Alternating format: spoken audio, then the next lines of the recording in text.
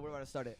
Anyways, what's up, MOTVPOD? We're back. We're live. Back at it again with these amazing guests. This is episode 26. Yes, week 26. It's halfway through the year. It's June now. Insane. We've been doing this since December of last year, and I just can't wait till week 52 comes around. Moving on. I actually can just hear my voice. It's actually super distracting. Oh, actually? Yeah, hearing Okay. my voice is so fucking distracting. How does my voice sound, though? Yo, the audio is Hot really as good. fuck. The audio is good. Honestly, You can probably take the AirPod out if the audio is good. Yeah. I'll just keep it in. Just Or in put it to case. like one volume. Like I don't Yeah, know. yeah. I'm just turning it down. Anyways, we'd like to introduce our lovely guest. Three-time guest on the MOTVPOD. incredible speeches as always. The man, the myth, the legend, the master lyricist, the new Ye.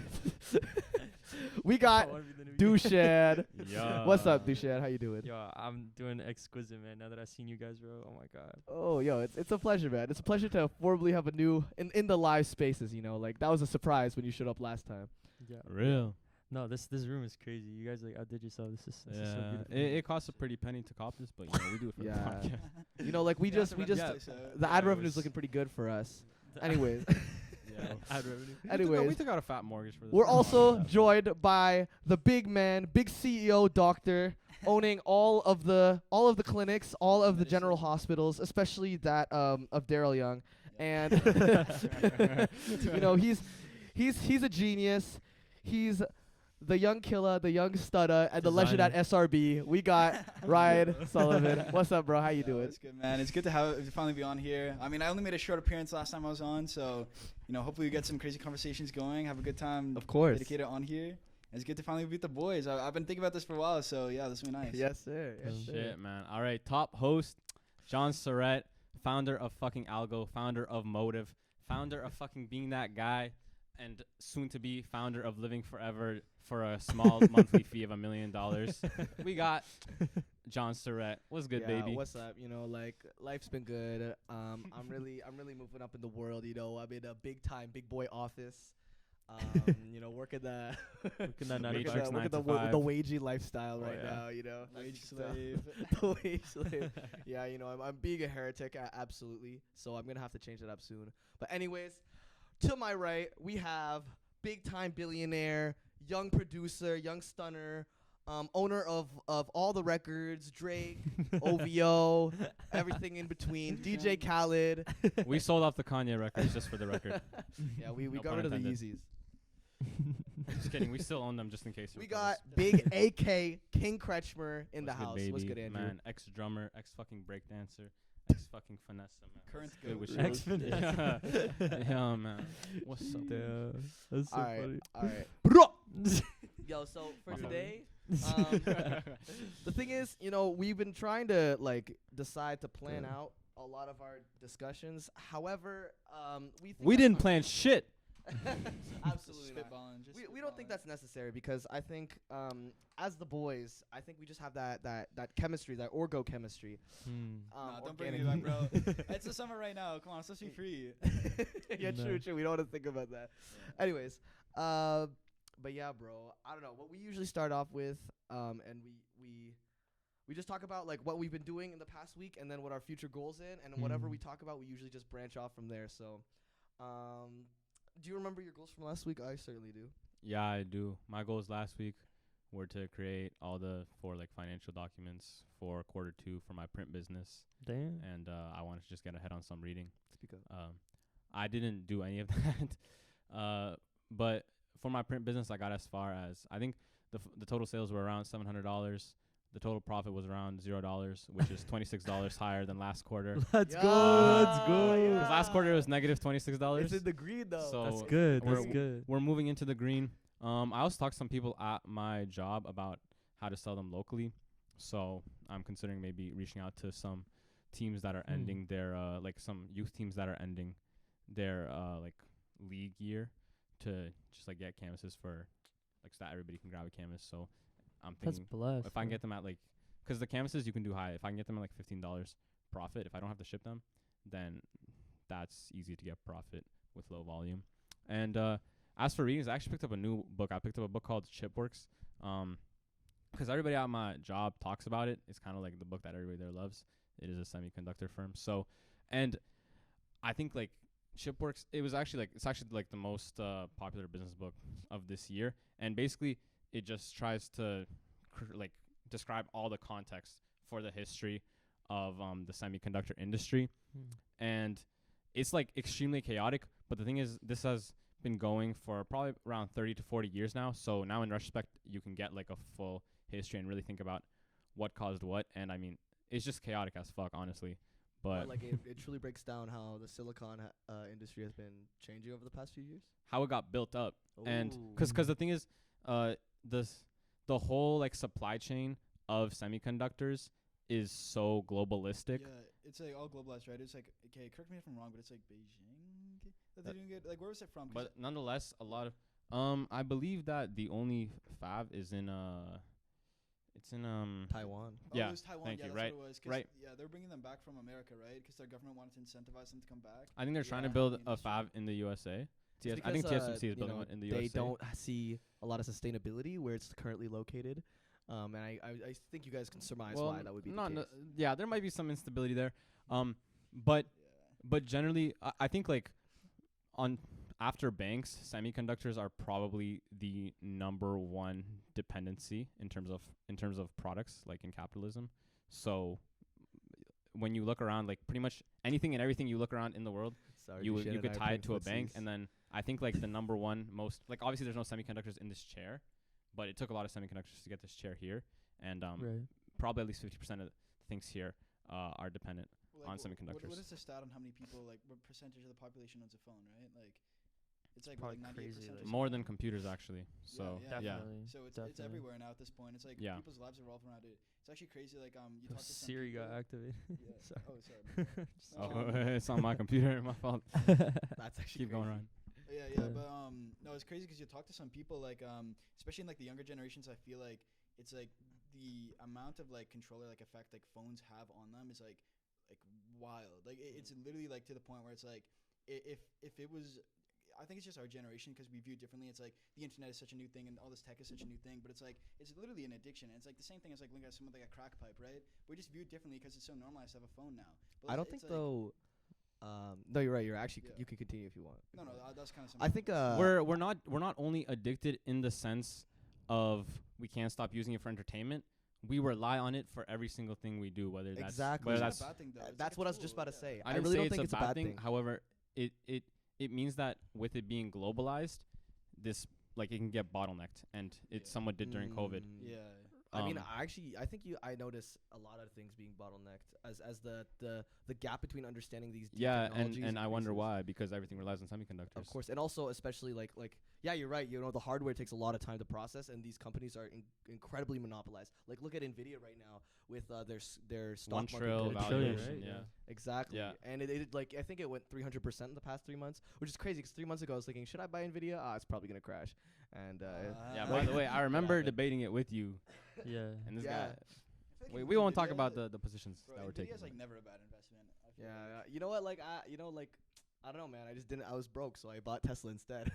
And you know what? I still made a lot of money anyway. It's still like triple the money that I could have made. So Is that right? Damn. Yeah, it is. Damn right. Should we double check the chart? Yeah, he called you out, I bro. don't What the- care, Check it bro. out. Check it out. You wanna see my Damn. return, Bro, bro? don't show me your wealth simple. For me to find out my fucking portfolio, I have to call you my talking banker in about? Switzerland, dog. Oh, yeah, shit. See, sorry, I just owed Wealth Simple, so I want to like test out my features. You know what I mean? Oh, I think they hired me to consult last month. Yeah. Oh, really? Helping Oh, you you see guys all the up. green, bro? Look Yeah, at the bro. latest. Yo, you know I your just sold 4 stocks. your by the way. CFO, she's bad though. Like, So think low-key, of that, bro. 48% per share. 48% increase per share, bro. I sold 4. Was that? 48 increase Yeah, per you're share. welcome, bro. We streamlined the shit out of it. What, you? Yeah, man. Yeah, wait, I came guess when in. you have billions, you move the market like that, huh? hey. Whoa. Yeah, there's no insider trading here. We don't. No, we no, don't no, do no, that. no, What no. happens in Switzerland stays in Switzerland. Yeah, exactly. No That's why they're allies with everybody, you know. True. Anyways, I get out of hand. Yo, That's back what I was to gonna say though Okay. is that I think I think the phones Dusan was are- also gonna say it, but keep going. I just wanted to okay, well, I think the fact that we're getting more dependent and the way of all this abundance has been affecting our minds. I think while it could be viewed in a bunch of different lights, especially negatively, I think its capabilities and the way that it's already shifting is a feature, not a bug. And I think it coincides with a lot of cybernetic augmentations that we're about to see in the future. I'm gonna need you to And like break that term down, bro. cybernetic augmentations. Well, Neuralink is about to pop off. They just got the okay from the Oh, FDA. cyber. Okay. Yeah, to do. Bro, the FDA, like, I'm sorry, I hate the FDA. Not everybody hates the FDA, bro. They don't know what's going I on. trust Man. the FDA. I feel like if they can get a buck out of it, like they'll definitely invest in something that'll like fuck up. Of course. They just it was Like just politicized. chemotherapy. Well, of Who loves course. Was that? chemotherapy? Oh shit. I don't know anything about Dude, that. I but mean, if you can control people's brains, like, why do you think the government would not want to invest all their money into that? no, they would. He's 'Cause they're testing on ethical. people now. Oh, right? because they're ethical? Is that what you said? Because they're ethical? Yeah, of course they It are. would be. It would. Sorry, the American government is so ethical, so superior No, to but every it's other country in the world. I'm subservient. They should and have the please liberties give to me the not- green card. I want to get in there so bad. Andrew, oh yeah, Shit, by the though. way, because of that green card, you try to get married still? Bro, we can't go to fucking. Oh wait, no, it's legal there. My fault. It's legal, yeah? You just go to California, bro. What's that? Just go to California. It's legal in California. Gay marriage? Yeah. Not. It might be legal in California, but it's not legal in my household. So. Yo, it's only on paper, bro. It's only get green card. Wait, if I marry you and get divorced, do I Are lose you my green an card? American citizen? Yeah. Deadass. Are you? Yeah. No. I know I'm like a- 5 I'm a- people who Dushan's gonna become an American citizen. I'm a before you, F1 bro. visa student. I hope so, Dushan's bro. a I'm trying to get Serbian that green citizen. card and try to become a citizen eventually. Yeah, bro. America's Yeah, just bro. yo, is the food cheaper there? In America? Yeah. No, bro. What the hell? Really? Nothing's cheaper, bro. At least in Boston, Really? everything's fucking crazy expensive. At least compared to Ottawa, bro. Really? Maybe if I compare Toronto and Boston, similar population cities, like then I could tell you if the food's cheaper. I think but it would like- be still be more expensive in Boston, no? I mean, maybe. See, I don't know, I thought but it'd be all I know is cheaper. everything's mad expensive, Dude, when I went especially to- downtown where I am, right? So How many it could people be live in like Boston? You There's went like to a little 1 million dinky ass people. town though. Boston's like 4 Syracuse. That's not no million. dinky ass town, bro. Greater In Boston. Syracuse, area it was is way Greater cheaper. Toronto They have area a is mall. 4 or 5 million, I think. So it's the same. Oh yeah, I guess so. No, when I went to Syracuse, bro, Big Mac was like $3. Oh, what the hell? That's pretty cheap. But I saw Dushan's not stats. eating McDonald's, is he? Nah, you know what? True, but also I'm not. I went to Wendy's like twice, but listen, this is and it was it's dumb expensive. But what I'm saying is like nah, okay. I think Boston just or like cities in general in America are just fucked up.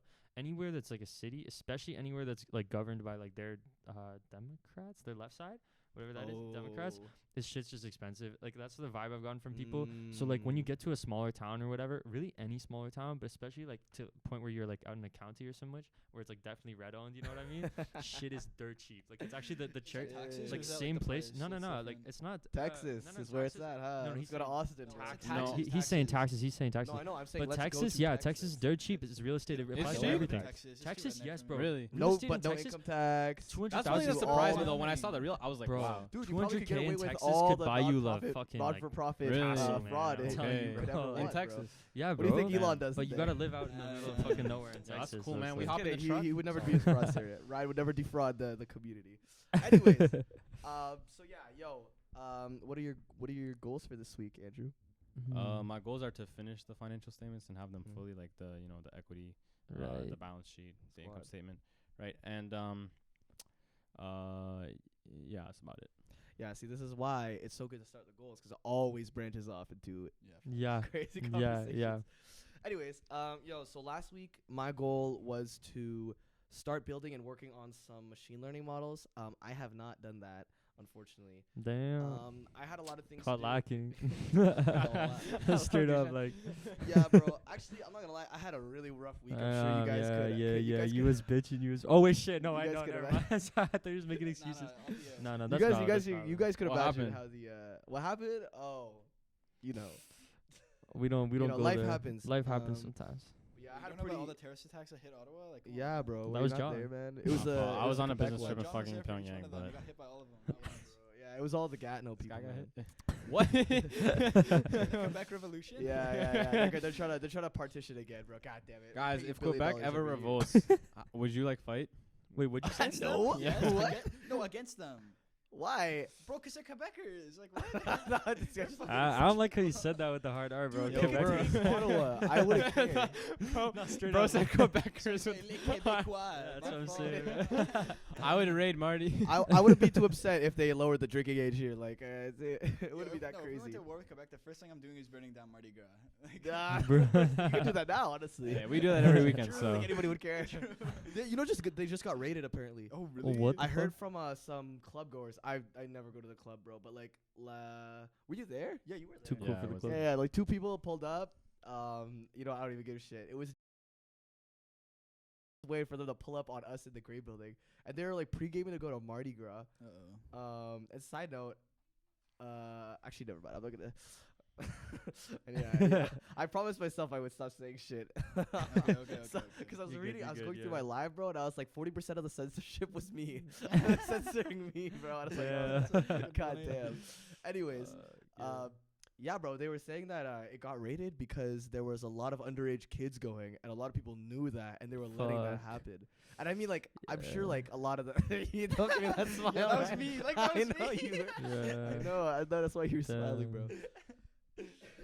But yeah. I mean, low key, like Marty, it'd been like the high school spot, but like that's why it's like like you can't really touch that shit. Like now that we're in university, 'cause Yeah. you don't know. Like, Yeah, you know there's exactly. You motherfuckers like can't- there's 16. gonna be a Like that's 16-year-old there, and it's like, yeah. It's really weird. But they Yeah. apparently, like, the club owners even knew that, and they were like, oh shit. Damn. yeah. So that's of why course they they. fucking knew. That's Bro. fucked Well, up. obviously, yeah. And I it's the same thing mean, with I don't know, Grenouille, bro. like- There's not that many 18-year-olds in Ottawa.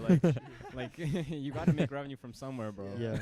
Yeah, you that's the thing, can't bro. move to 19 because then they're gonna go to Ottawa. What I don't so. get is how people who started clubbing when they're 16 are still having fun doing that now. Yeah, it gets stale really quick. Bro, I did it once and I was like, I'll never do it again. I did it for like a summer. I did it for the and Frosh Week, bro. Did you go Oh. Frosh? No, you didn't. I couldn't figure it out. It like, was that was on me, so though, sick. like- It was so fun. You actually would have had such a fun time, and you would have been with us, bro. Are you gonna be a guide this year?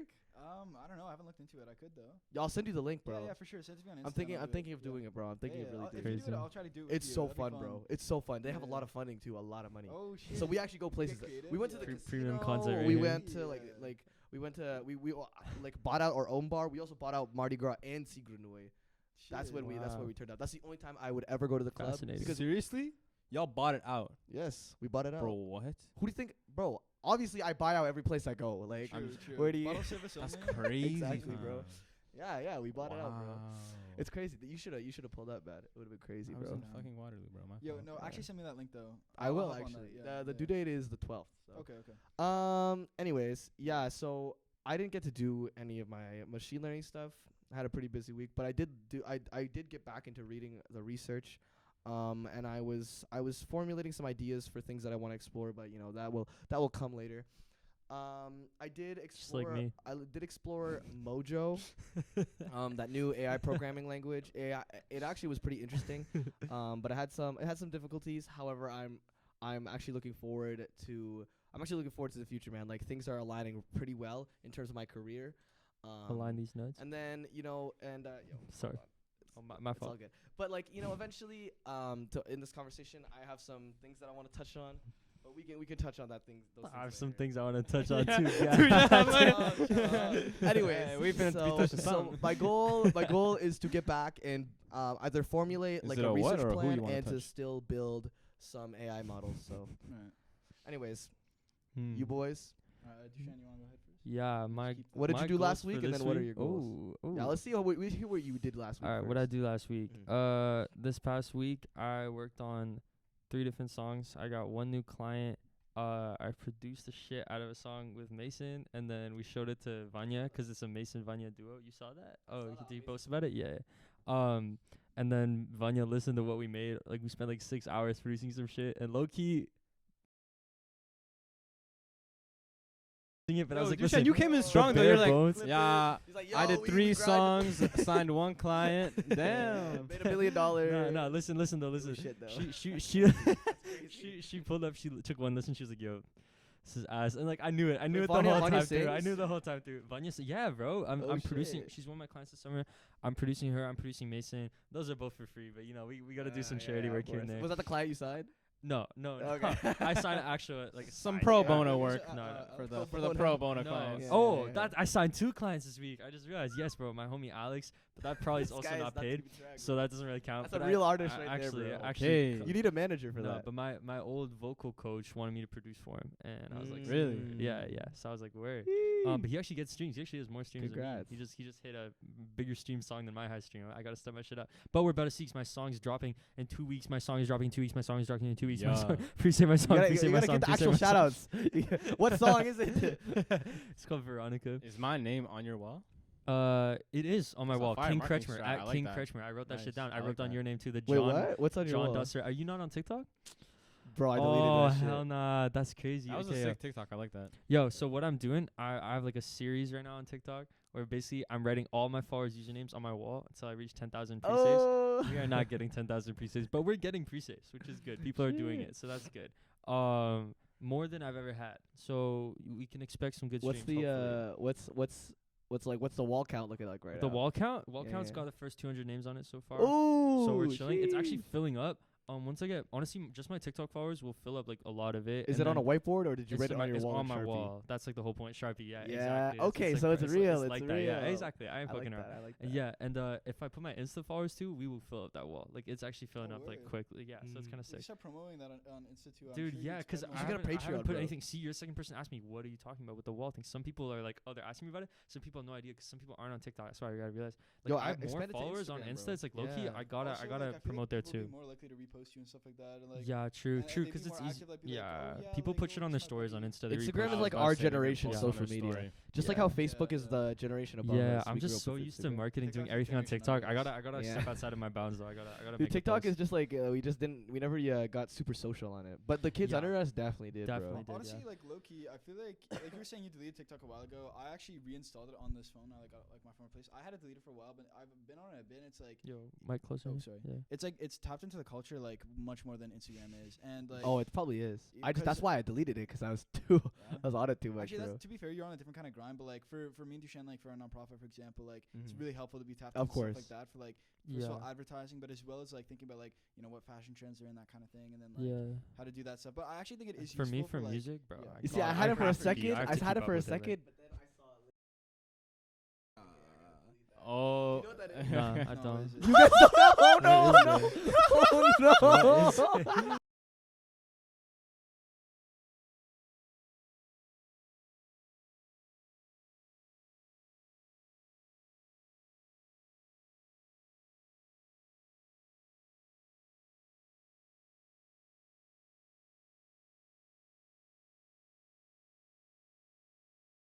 is I want to see your live reaction. That's Okay, actually okay, that's hold actually on, crazy. Hold on. Make sure you look at the cameras after. Yo, I will. Okay. Let me Wait, let, Dusan, you switching this up? Okay. let me do I it. got Let me do I it. got You got it. Oh, What is it? don't say it. Don't say it. Don't Oh, actually my don't say fault. My it. fault. That's You like got- censored? That was the second time. I'm but- like my guess is it's gonna be babies in lingerie. Because that's the name. Oh, No, no. no. Okay, I, so my it's not guess some weird is shit? It's means not. something. It's It's like not, bro. We're not Balenciaga on that shit? shit, Is bro. this somebody Nah, we know? It's not Valencia. Listen, you're gonna want to stop talking in the microphone, okay? Okay. Is it someone We're having some technical difficulties right now.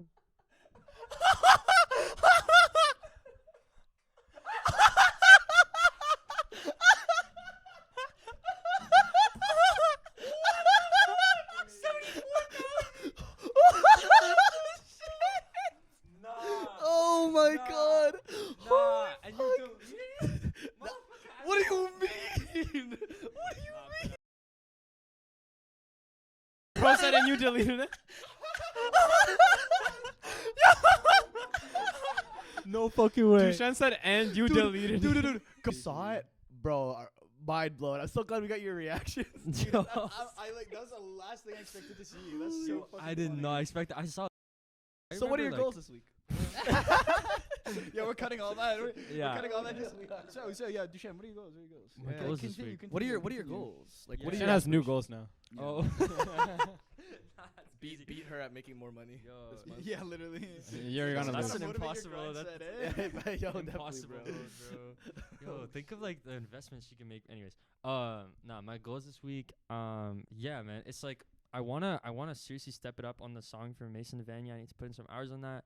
I wanna figure out, like, I need to make a final decision on how I'm incorporating my my company, like Phantom, because like I've been kind of between an LLC and just like a bunch of options, but I'm thinking LLC, but I need to do more research. I just need to I need to incorporate like I need to get on that.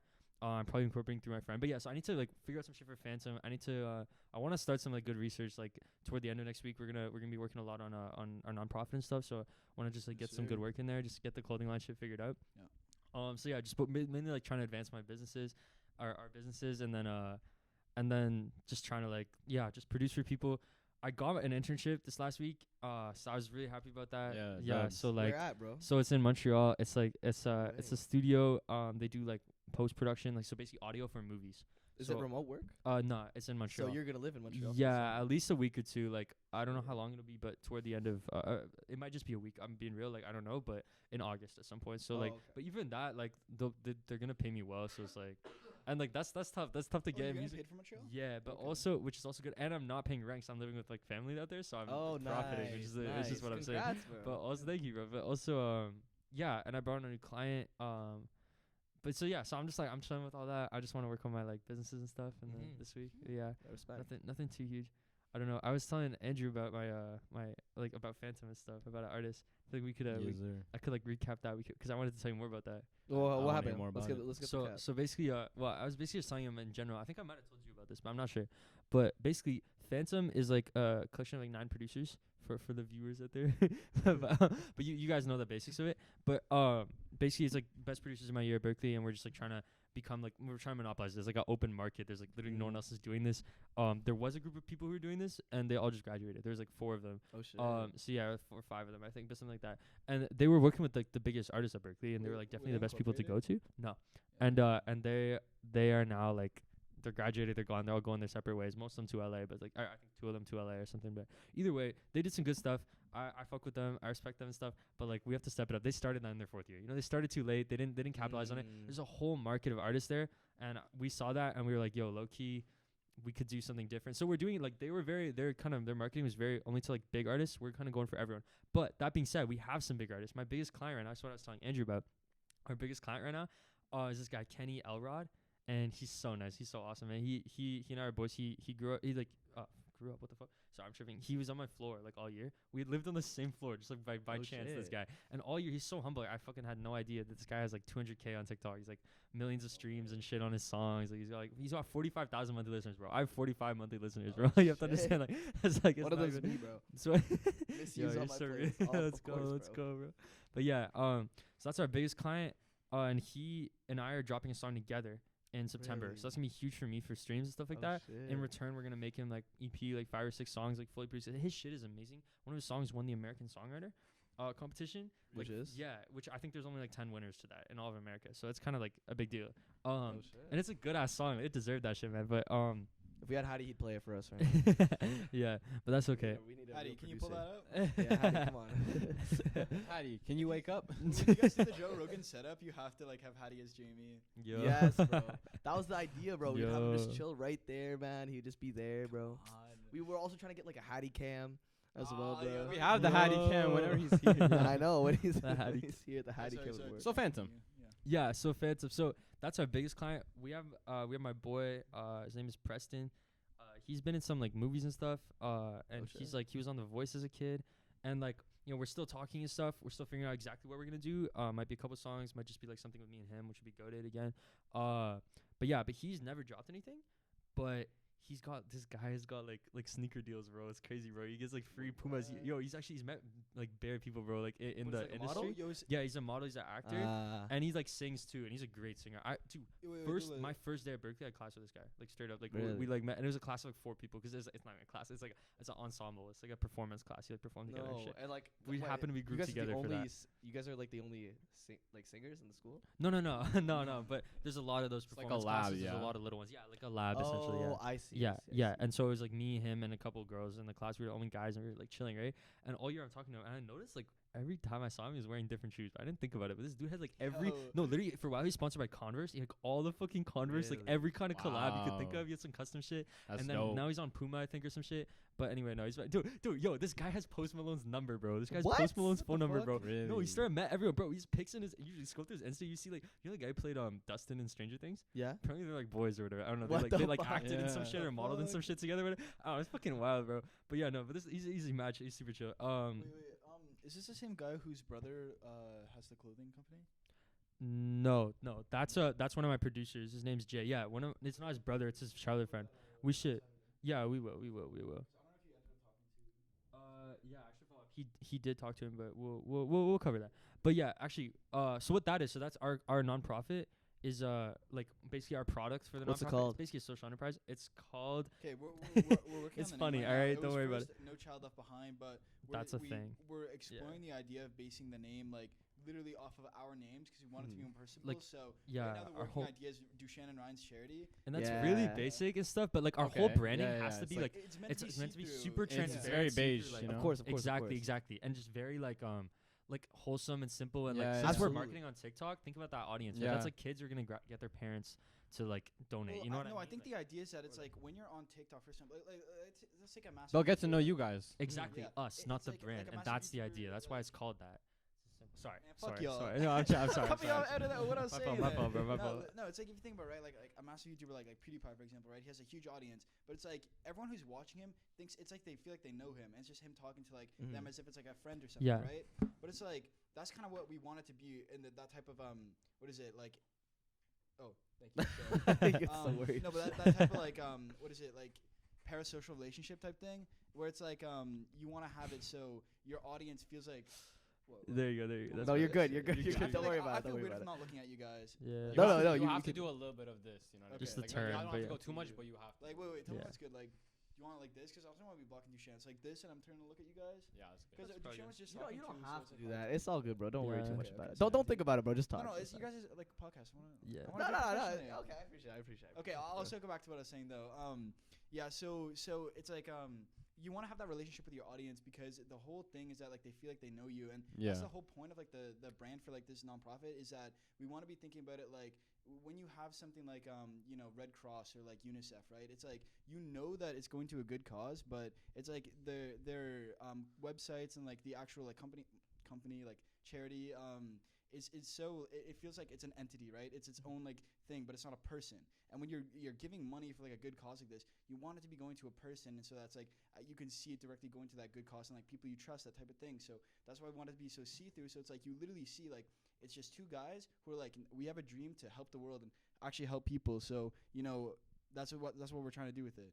But yeah, Yeah. yeah. I- That's, no, I actually really, love it's that. really interesting. That That's you like brought very. up, That's very now company. too. Like having Yeah. having you two be the face of it. Exactly. And yeah, I really appreciate that. It's, I really like. and the I really name is thought it like was very like super planned, interesting like that you said. like beige Emma Chamberlain kind of. You know what I mean? Like Exactly, it's, yeah. I like the branding. Yeah. Yeah. Also, I really thought it was interesting that you said it was company. Like I think that's super important, and we. I actually didn't find that part interesting. There's actually a lot more things about what they just said that. No, could be but think about it. gone Like deeper. top 10 things. when that you I said when already. you mention a charity as a company, which is really weird to talk about, I think is Organization. incredibly important because the way that we view a lot of these companies, especially the legacy ones, Organizations. they're a lot larger.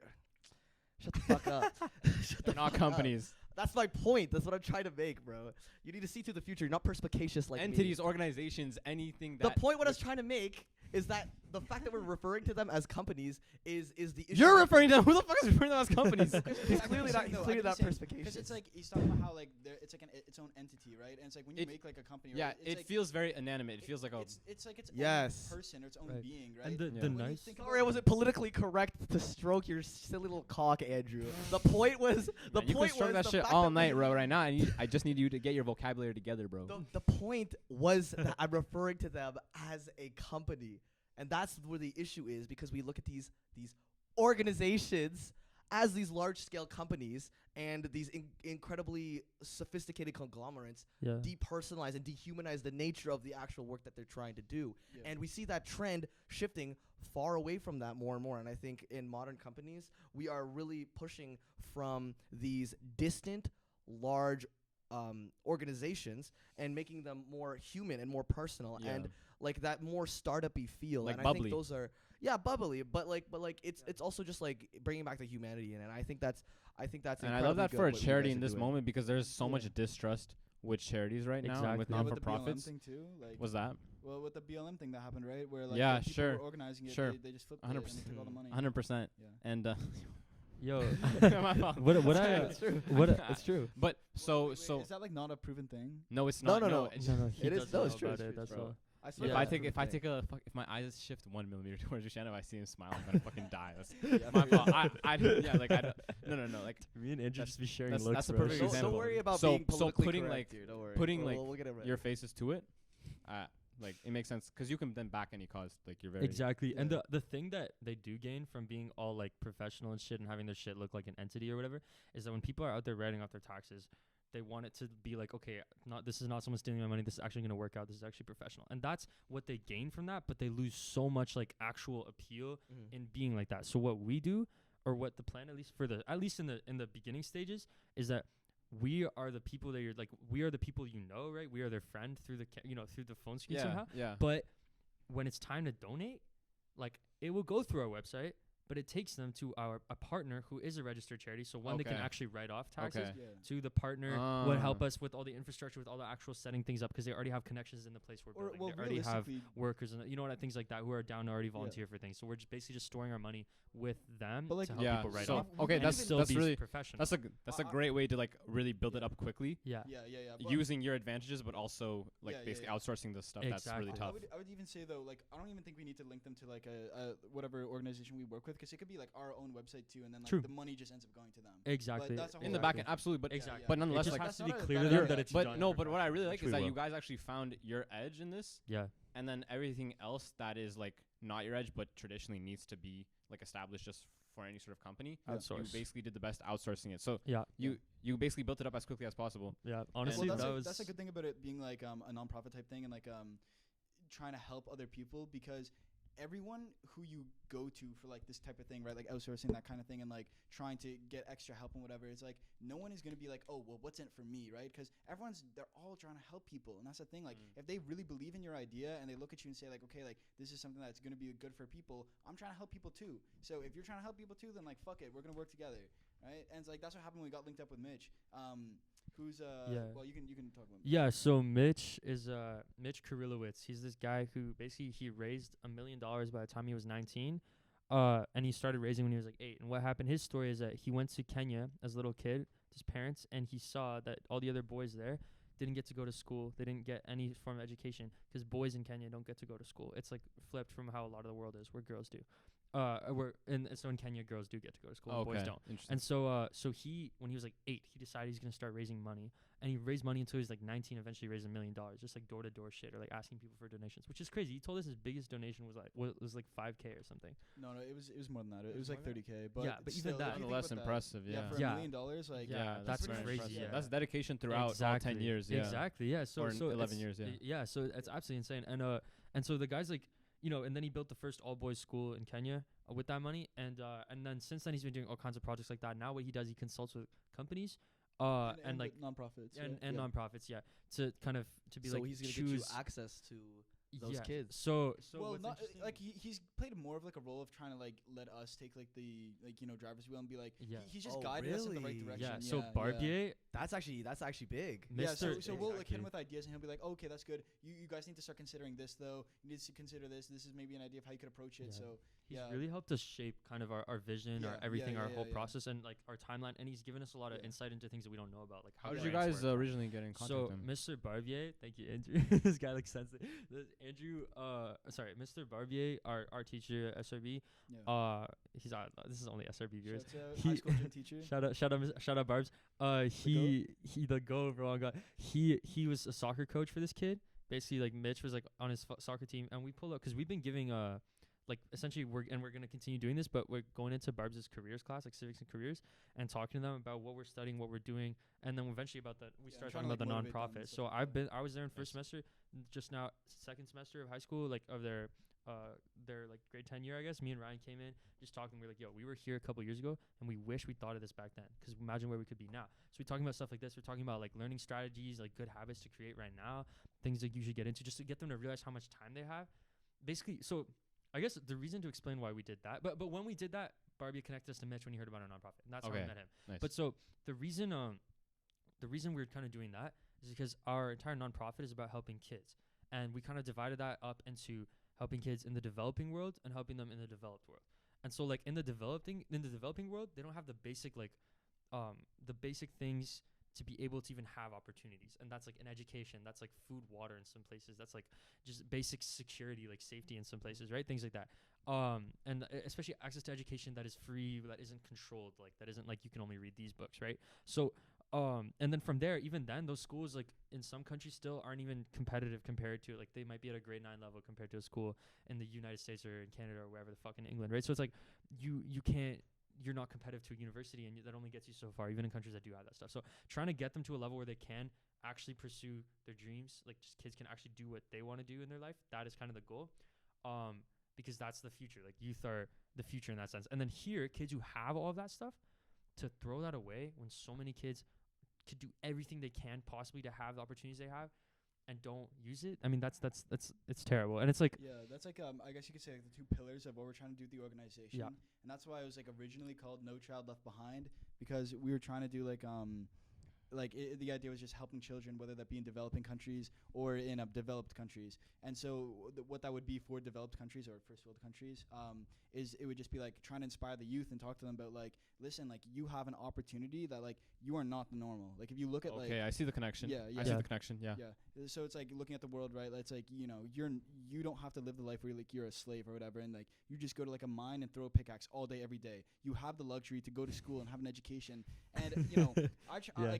I'm definitely more of a hard ass about it, and like, you know, Dusan's usually trying to be there and be like, you know, nice about it, because for me, like it actually does make me angry to like look at that and look at like, you know, the world and how it is, and like a lot of people just kind of throwing away this It's this necessary, opportunity, but that passion. yeah, you have to like kind of find a balance for it. And for me, it's not even like, I don't look at people in our generation and think like, oh, you need to like be working to save the world, right? It's like I just at the very least think that anyone who has the opportunity to do it should be chasing their dreams. Yeah. If they saw what you saw, then they would Yeah. do what you do. But it's like I just think that like or have the Yeah. same sort of like they appreciate. I agree with you that I is just think that that the we people- struggle to appreciate Yeah. the position we're in. Yeah, no, I just think that people should like pursue their dreams if they can, because it's like I think if you're following your dreams, you're gonna be happy and you're gonna be making a good impact on the world, right? And it's like I feel like when you think about your ambition and like your dreams and stuff like that, like it's coming from a good place, it's coming from good energy, and you're putting that back into the world. So like, Yeah.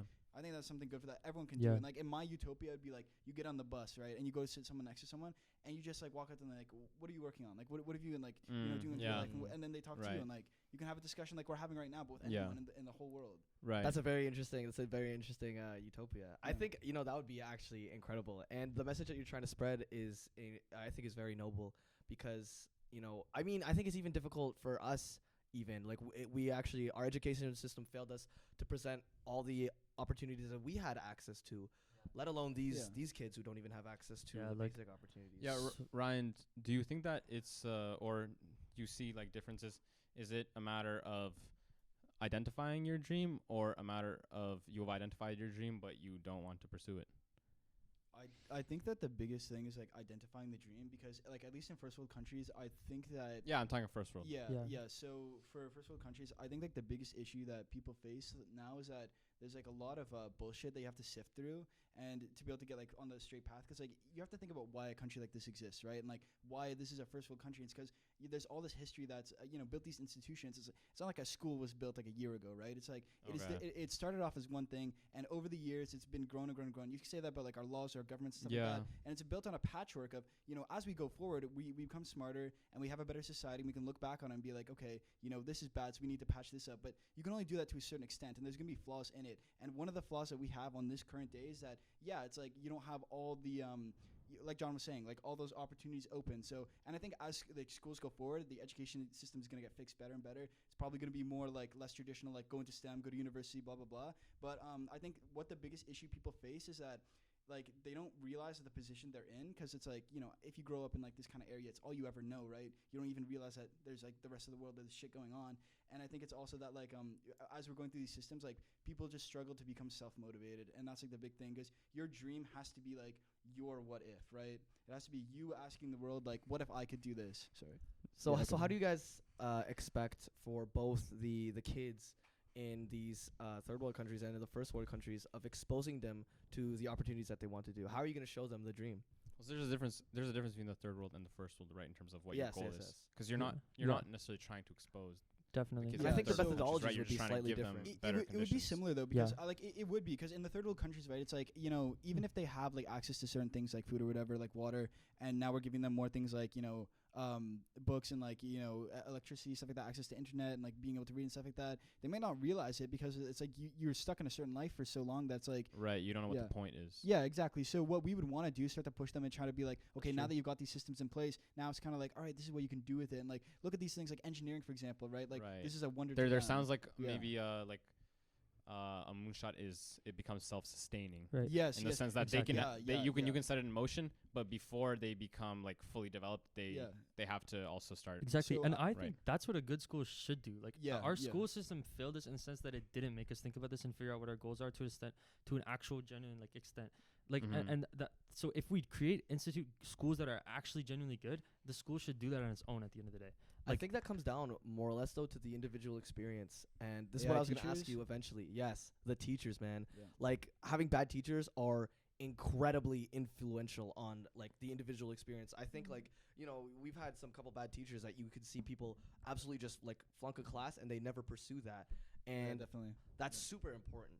And I was going to ask you, how do you think you're going to be able to instill this into teachers, and how are you going to find the teachers necessary to actually support your You wanna take this? infrastructure? Yeah, I mean, all of that's a long way.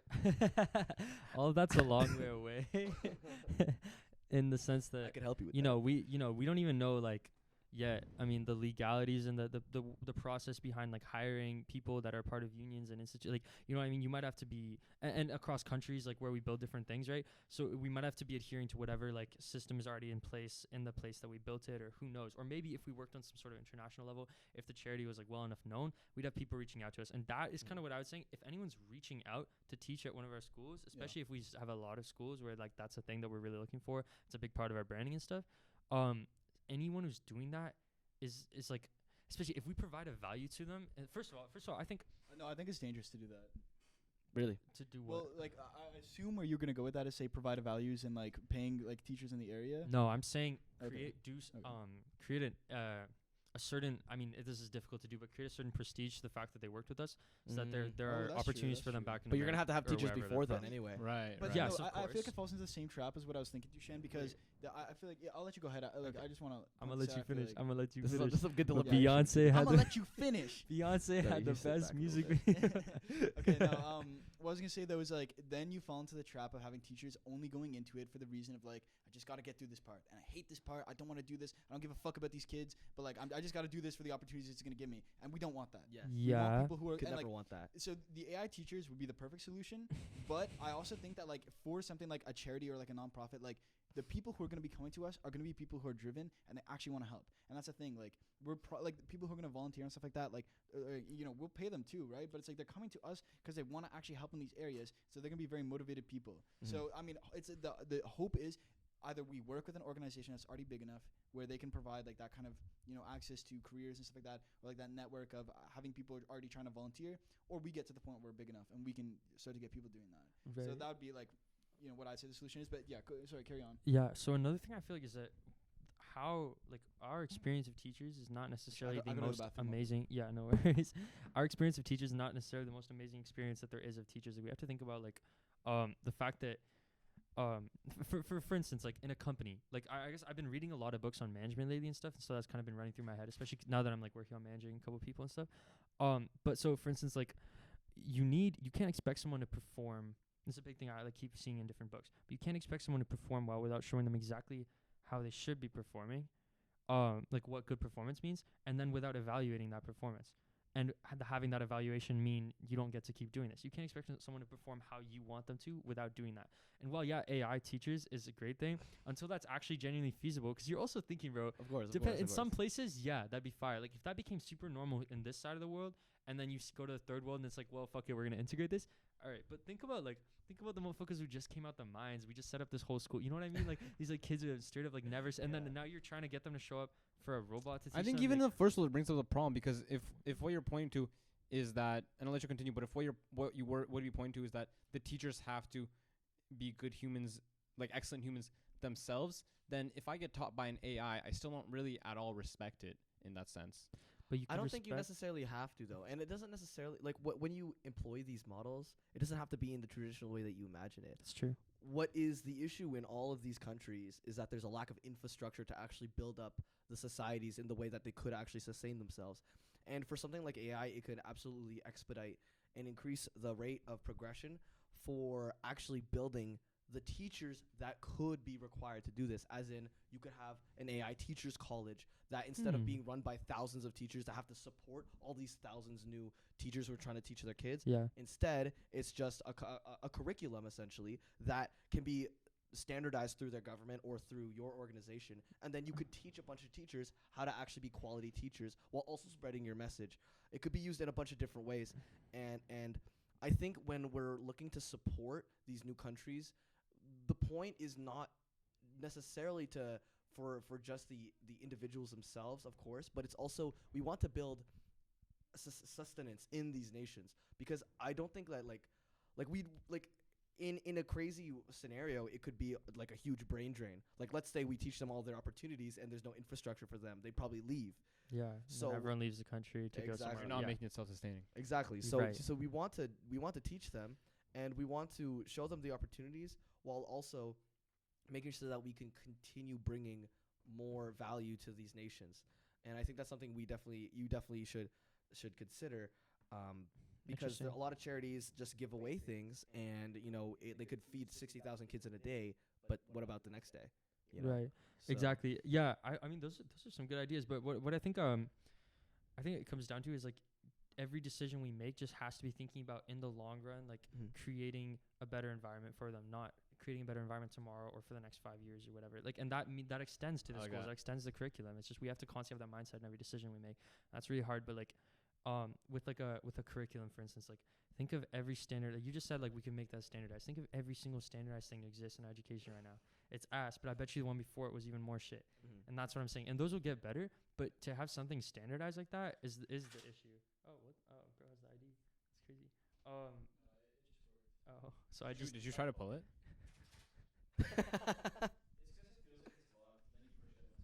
Sorry, I also don't know if you're still talking off of the management books point, because I didn't foresee that when I said it would. No, actually you're take good. off. You're good. Yeah. No, but that book's point was that like for instance, for Phantom, I have a like performance evaluation.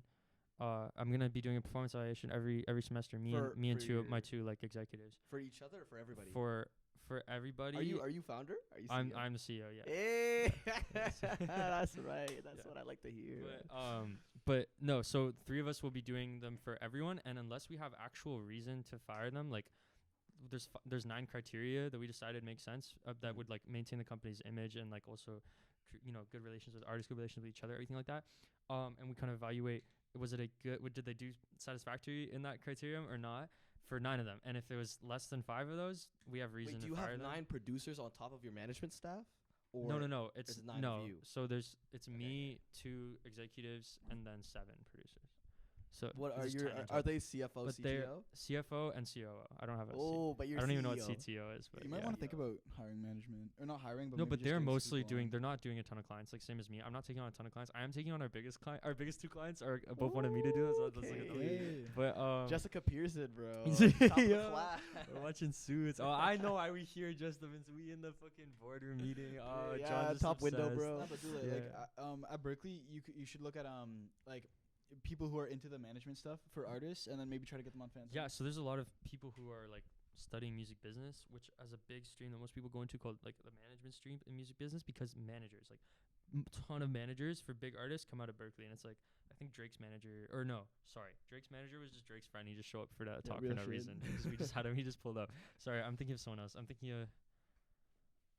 Oh, it's another rapper. It might have been Cole. It might have been J. Cole's manager. No I'm not sure. way. But it was Really? a I did big not know rapper. that. It was a big rapper. There was so many. Was it Wayne? Everyone's. It might. Oh, No, I no, don't no. think It was so. Wayne's No. producer that you were It was telling me Wayne's about, producer. Is one of my professors, but no. Yeah. Oh, no That's another way. thing. Yeah. I'll get the smoke Sorry. up going. Like, Yo, no, it's crazy, bro. But Yo, Oh. top 10 rappers real quick. top 10. Or top 5. Is I Wayne have amongst have them? like bad takes on rap. I'm gonna be No real. Like way. most people are like, yeah, oh, it's his gonna be like takes are number bad. 4, Ed Sheeran. That's so good. That's so good, right? Yeah. What, number 1, bro. No, I'm playing. Yeah, my fault, my fault. No. Top 10 rappers. You can't. or You top, can't. top 5. You can't put yourself as number 1. Oh yeah, my bars go crazy, bro. We've heard 'em. Top five. Yo, I'm gonna have to put like I'm sorry, I have to put Kanye in 1. Like I don't care what happens. Like I would have to put Yeah. Kanye in 1. No, okay, wait, let's be clear. an intro like let's that? be clear. We like Oh shit, my fault. let's be clear. My We like bad. Kanye West, not Ye. That's true. Yo, real as fuck. That's real as fuck. That's real as fuck. Fuck. That's real as fuck. Kanye West, bro. I miss It's the old graduation, bro. Kanye straight from the Graduation, go. Yo, yeah. man. Ye, Hey, Ye if you can killed it, separate bro. the art from the artist, I'm saying Kanye. If you Well, don't, okay, we're talking about Shit, rappers how did right that now, song not go like that you rap really liked? celebrities. What was that song? How did the song go? That it's like wake. How did it go? It's like how did that song go that you really liked? It's like wake up. I don't know. Wake I don't know up. what you're talking about. I don't know. I forget. I What don't- song? We Wait. better get this paper. Yeah, I think that's the one that you always sing, Yeah. right? Do you know the first line? Maybe if you sang the first line for me, I would remember. What's the first line? Say it. Maybe Actually, I don't know John's the just first messing line. that. maybe we'll get a Actually, maybe we'll get No, a I know the designated first singer on line. here We're to just, say. Oh, it. designated You should know singer. the first line to feedback. Come on. No, I know the first line, What's but the it's first bar, bro? I think I could understand what the first line is. We should get Hattie to come in and say it. but no, Bro, we'd I pull up the put- lyrics. He would start like he would like be like, "Oh, okay, I'll sing this." Then he like reads the lyrics like not knowing, and then he actually says it like fully. Oh. Nah, Of course he- because he no like way. when He he says expect it literally on purpose anyway, bro. bro, What? That ass? What? I No, mean- he does Oh, not. No, Pause, he bro, just that's says, crazy. Don't hey- get the camera. Like Yo, the hold Tech Man on, hold fired, on. No canceled way, right now. bro. What? No, Yo, he- don't he- do my guy like this, he just bro. It's says, gonna be like, unusable yeah. Bro, content, on bro. live air. Yeah. On He just air, says bro. poopy. Yeah, poopy. That's the word, right? Yeah. Yeah, that was the first line. Wake up, yeah. poopy, It was wake up. poopy. Poopy, right? Yo, yeah, but I fuck with probably Kendrick, Cole. I put Cole higher than most people would, but I put him in 3, I think, or 4. Yo, I actually re-listened to the off season and it was really good. It's low key. It grows on you. It grows on Yeah. you. I fuck with it. These Yo, are, it's so cold, mint. bro. Yeah. I have like 3 of those songs. Are Honestly, like, on I've been repeat on my playlist. I've been fucking. I don't even know if this counts as rap, but like Lil Peep. Like I've been really fucking Lil with this Peep? shit lately. Yes, bro. He's a top 5. All Mm. rappers. Oh all good? no, time. You good, not bro? top 5. Top 5 Not rappers all top time. 5. You going Not through top it 5. emotionally? Dude, you're Lil gonna Peep? ruin our friendship. Are you- It's over. My It's over. friend's obsessed with him, and I've been like listening to him a lot. Lil But Peep, bro, your friend. no, you're bro, right. Not all listen, time. bro. All time, we're talking. That's true. Yo, Biggie's got to be up there. Just like, but the thing is, I haven't gone and listen like a ton of the old school guys. I just haven't like. That's the other issue. Yeah. Mahatma, After this Jay-Z goes out goes and the crazy. comments pull up, you'll be listening to the old school. Mahatma? you'll be putting out a full video. Mahatma Gandhi? Guys, I've went through all of them. Guys, apology video. I have Listening. made a deep. Yeah, and- deep and terrible lapse in judgment. Yeah, literally. Yeah, you got the alien hat on. Logan Paul apology Yeah. video. Yeah, you get the hat on, bro.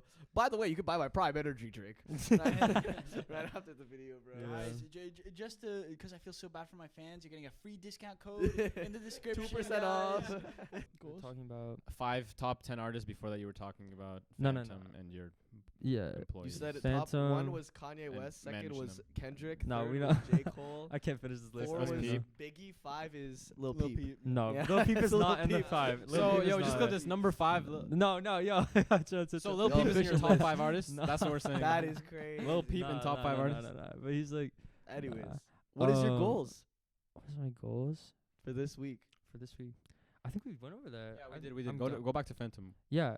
You iterated them a few times, yeah. Ryan hasn't his goals yet, but Phantom. No, it's okay. We were talking about yeah. So like You I said do that a you have performance checks for them, evaluation yeah. every semester. That's like the plan, and we figured that out exactly. And we'd have reason to let go of them if we then vote Monthly? on it and decide to it. No, at the end of each semester. Oh, Monthly would be wild, but That'd be crazy. But yeah. But so like just for that semester, how did they perform? How did did they actually make any streams for us? Tracking Any the money for us? Did they billables. do any? Yeah, exactly, the billables. Mm. Yeah. And then there's also shit like if they didn't get streams, did they bring in someone a big artist? There's all kinds of different. Okay. It's criteria. actually a suits company. So- I like that, bro. yeah. Yo, literally, it sounds like a partnership, but they register as an LLC. No, it's bro. cool because It's it literally the same. basically is a partnership. Like in essence, we all what's interesting. It's a We law all firm, bro. we Producer all firm. hold like a share. Like we're all kind of stakeholders. We're creating value for ourselves. What's the equity breakdown? Actually, don't say Because that. it's not actually equity. Like it's about opportunity. That's the the thing whole is, thing with like. yeah. bringing it. Well, I mean, there's gonna have to come There's back gonna equity. be an equity breakdown, but Yeah, we'll get well, there. yeah. when Dusan we had get there, 55%. we'll get there when we get there. But basically, we all hold like stake in this in the sense that like all of our reputations on the line. But if it does well, all of our reputations do really well because it's like, yeah. for instance, like if my boy works on a song, right? He's from this group. It's right? like My boy ASAP, Odd August. Future. Oh, yeah. If It my sounds friend a like, bit more organized than Odd Future. Because Odd Future, they're kind of all just doing like whatever the fuck they want. Well, like- yeah, of course. like if my friend works on a song and it does really well, like it gets like 10 million streams or some shit. Like let's say it does that well, right? Then like all of us now, the rest of us in the group who didn't even work on the song, could put in our resume. Right. Like Right. I was part of the company that worked on the song, or I was part of the company that made the song that got all these streams, right? You don't have to say you worked on it, you don't have to cap, but like you could say, but no, because was there.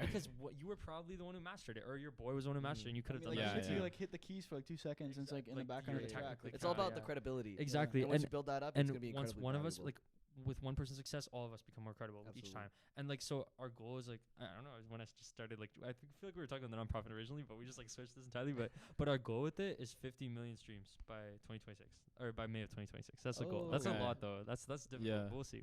Yo, but that's in 3 years, man. Yeah, that's So, what I'm saying. Yeah. The pretty management good. book was the pivot.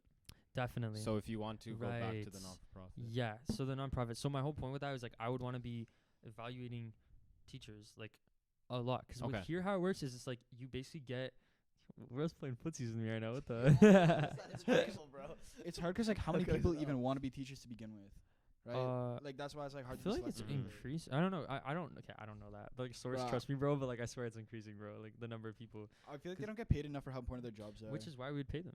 Do you know they should get paid like I think Like dead ass like in doctors. our like current like first world countries like they should make like easily like 200 grand.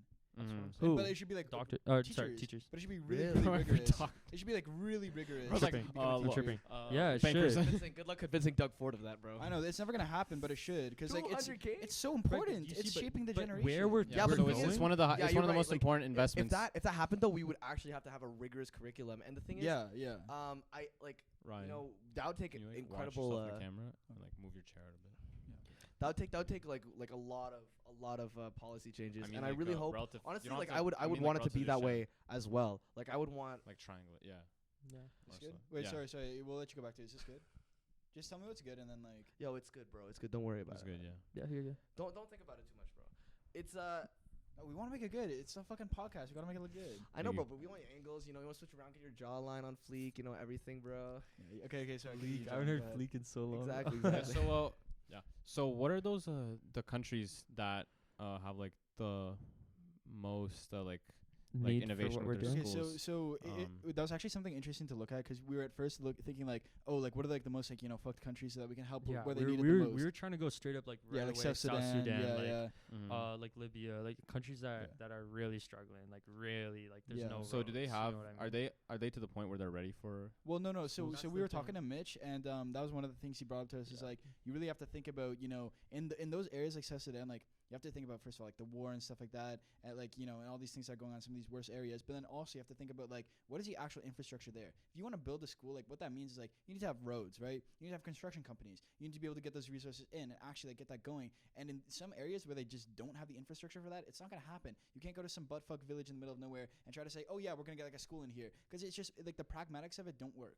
So you have to think like what's a country where it's at least developed enough for us to tap in and be as optimal as possible. Yeah, I suppose as countries develop, it's not schools right away. It's early on, Yeah. but there is steps Yeah. before that, such as like roads safety. and stuff too. Like Yeah, safety, basic infrastructure for transportation, food, lack of food Yeah, insecurity. yeah. So Yeah. you need to come into the countries where yeah. they're basically right at that yeah, point exactly. where you can get the education. Yeah, I was going. gonna say Right, like I so- think like ideally for Yeah, I was just gonna say like as a start, we're gonna work with like especially any country that has like people already doing this is a great place to do it because they have that kind of infrastructure, Mhm. right? So like that's kind of a good place to start till we can really get in big donations to the point where Yeah. like we could actually work with like bringing in all the trucks necessary, paving roads, like whatever, all that stuff. Like they need all of that, so it's like that's what we would do. It's not just a school. So it's like so like that's kind of the thing we'd be looking at. Is like to start, we'd be working in countries that don't need it as much but still really need it. But eventually, like we're trying to go everywhere. We're Yeah, trying to, this is just one project. Do we even say what our project is? Our first project, we're trying to build a library. I thought we talked about the library. Did we not talk Did we about not this? talk about? I don't think we did. We at have all. not talked about your first We have not project. Oh, talked yo, I was definitely saying something about the library earlier. Oh, That's might have crazy. just, Oh, like, you were talking about the school though. Okay. Yeah. Yo, that's on me. Wait, can I tell the Yeah, library yeah, story? go for Okay. it. So what we want to do for this is that like exactly what you were saying, right? So for areas where it's just enough development, and so we don't want to go somewhere where they don't have water, they don't have food, and pull up and be like, oh yeah, here's a library, here's some books and shit, right? It's like you can't eat a fucking book.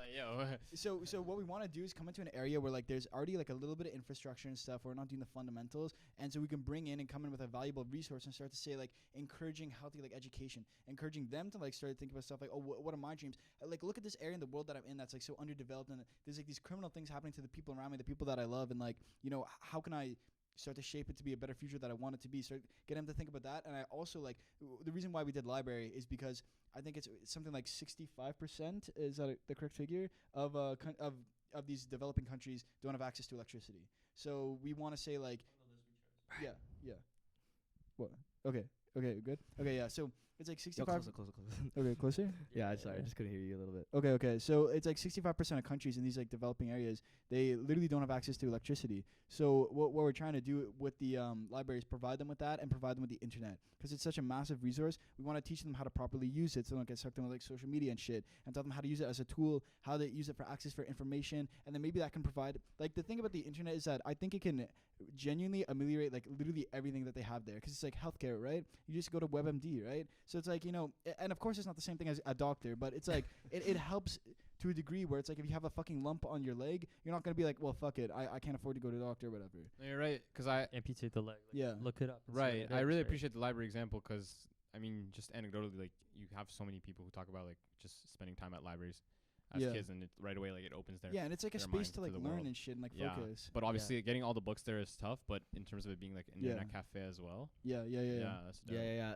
Especially if you incorporate it, like really make it sort of like a good hub for Yeah. learning. And it could gets be you a on the good side position with the for them. government right away, because they really appreciate you bringing in the internet Well, access. But that's not the incentives. And the governments Yeah. don't even know what's going on anyway. I honestly, in those areas, my like fault. it might Okay, be never hard mind. because it might say stuff like, "Oh, you can't have that book," right? And like we're against that Right. shit. We don't want it to be anti-free speech. Oh, it's like that. Okay. well, Which is we why- don't know. Like that's why we have to pick a good country, right? Sorry. Right. Basically, At least to start. anybody who Mm. is like pro development, Yes.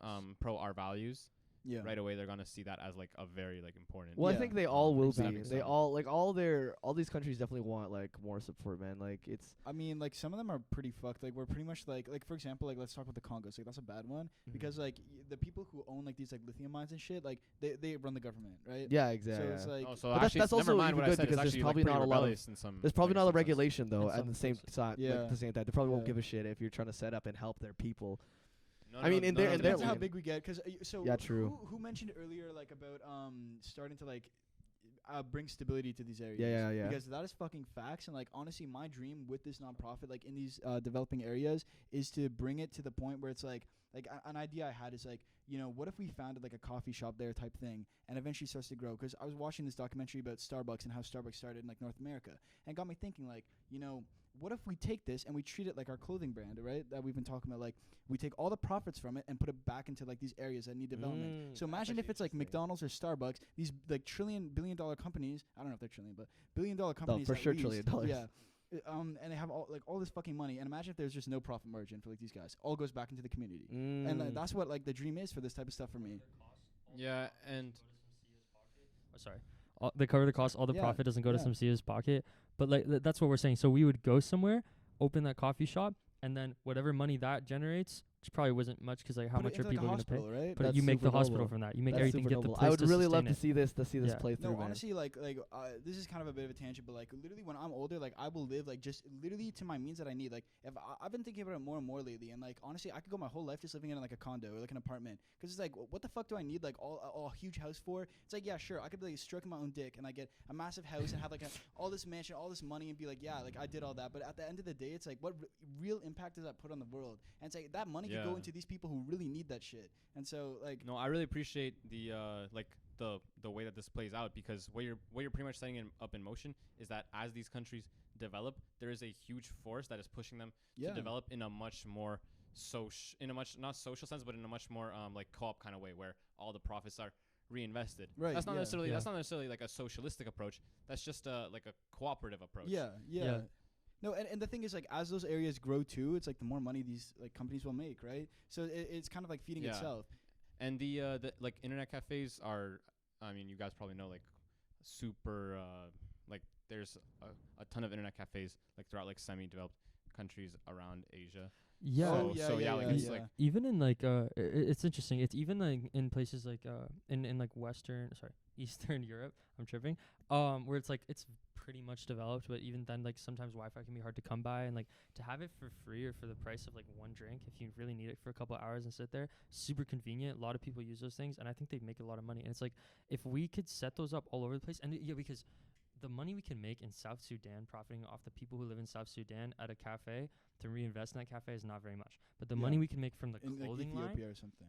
or Oh yeah, whatever, sorry, the from clothing in the line, yeah. first world countries for the price Yeah, of a yeah. shirt that costs us wow, a that's lot. a high conversion. That's a huge conversion. Yeah, okay. So we take our money, the money from our biggest. That's- the I never client thought was about going with that. Was taking the profit from our biggest profit creators into the places that have the least Okay. kind of income into the area, I Mhm. guess.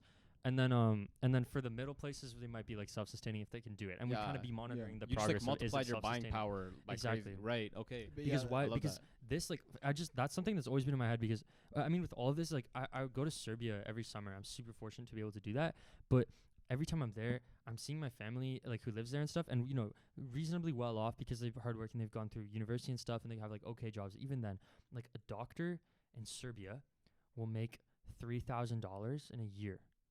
3,000, or maybe they're like some surgeon like 10,000, and in a whole year. And you try to send your kid to school in the So States, is that 10,000 like CAD? like yeah, Okay, that's what I'm saying. Yeah. Or like USD, like a tiny amount of money in a year's salary, but that pays for everything there, because there everything costs reflected to that. That's a huge amount of money there. That is a doctor's yearly salary there. In value for anything domestic, for any product that is domestic to the area, the product matches the average income, right?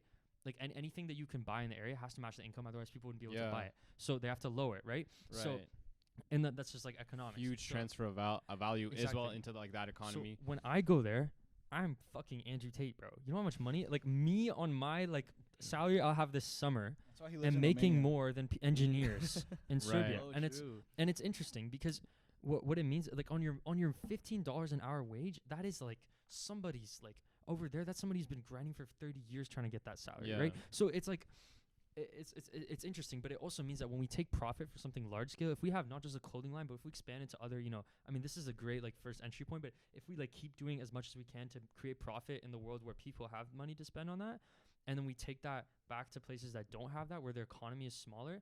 Like for instance, in Serbia, a car will still cost what a car costs because it's not manufactured there. It's made in Germany over there. That's where they'll buy their cars from. And in That's where the crazy part but of this Germany, is, right? That's the crazy part. Where you're is- literally you're just taking the money and transferring into their economy. Exactly. Which You're just as I said, growing their you just economy, multiply the And buying when we power. don't use that for like greedy capitalist needs, we don't fuck up their economy either. If we give that right to the people, Yeah. we put it into like usable expending and earning like level of money. We're not investing it in their Sell a we're not- T-shirt, buy a like, coffee maker. Exactly. That's what I'm saying.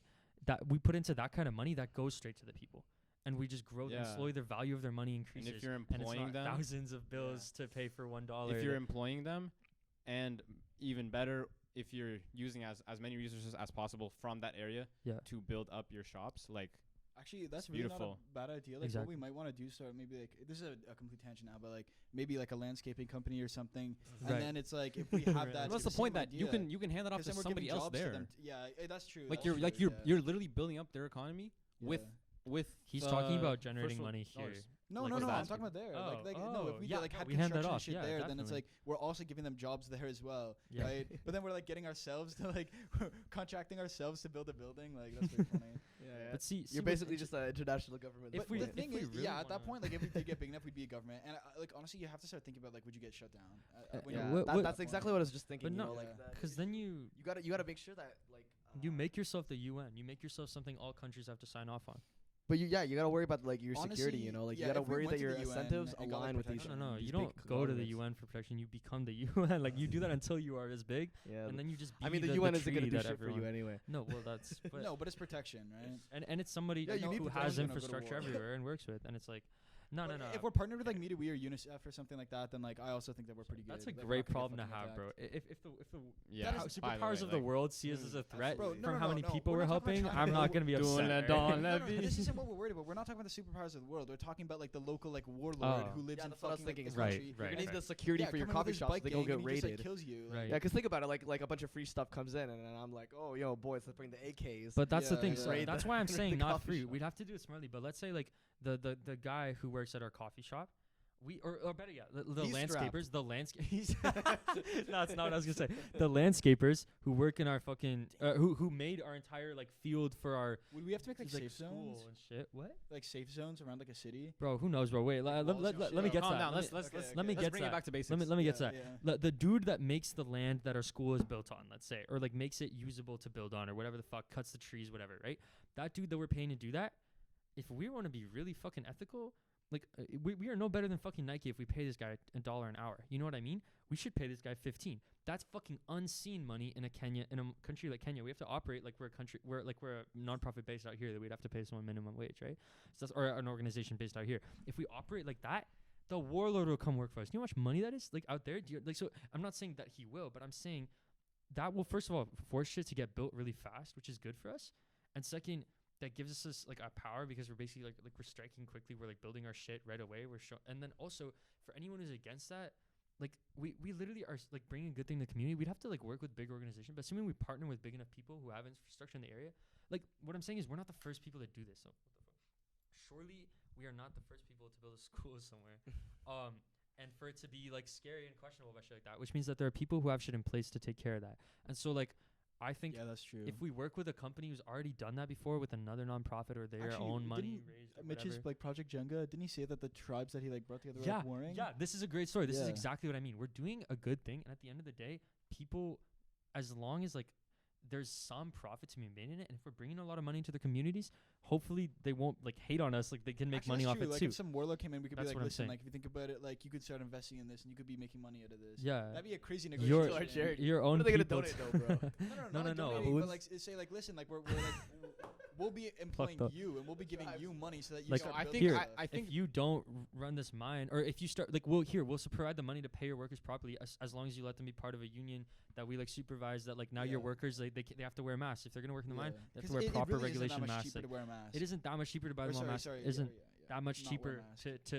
to get all your workers like reasonable living conditions and water and food breaks and breaks in general, and like to make it possible for them to leave. If you do all that, fuck it, I'll increase their salaries and we'll run some shit to you. You'll get some like almost like a like you know how when you don't have to pay taxes to the government because you do something good or whatever as a company. It's like I mean that's a Yeah, really yeah, we basic could way say of like saying they it. don't have to pay taxes or something. Or which like I definitely do. instigate a tax unless you that's crazy. I do But know of that you do. very intimately. Yeah. Well, I mean, Exactly, you guys are gonna have a lot of tax exactly. write-offs for this entire company, so Right. you'd be pretty familiar with Exactly, the but tax law. and so but what I wanted to there's something I really want to say, but It's okay, it'll come back to what you just said, that's kind of the main way we'll be raising is like because what Mitch said, he's like, yeah, you can raise it in $500 donations like he did, or you can raise it in installments of 100,000 by going to companies and getting them to write off their taxes with you. They're gonna write that shit off Yeah. either way. They're gonna do whatever they can to save that money.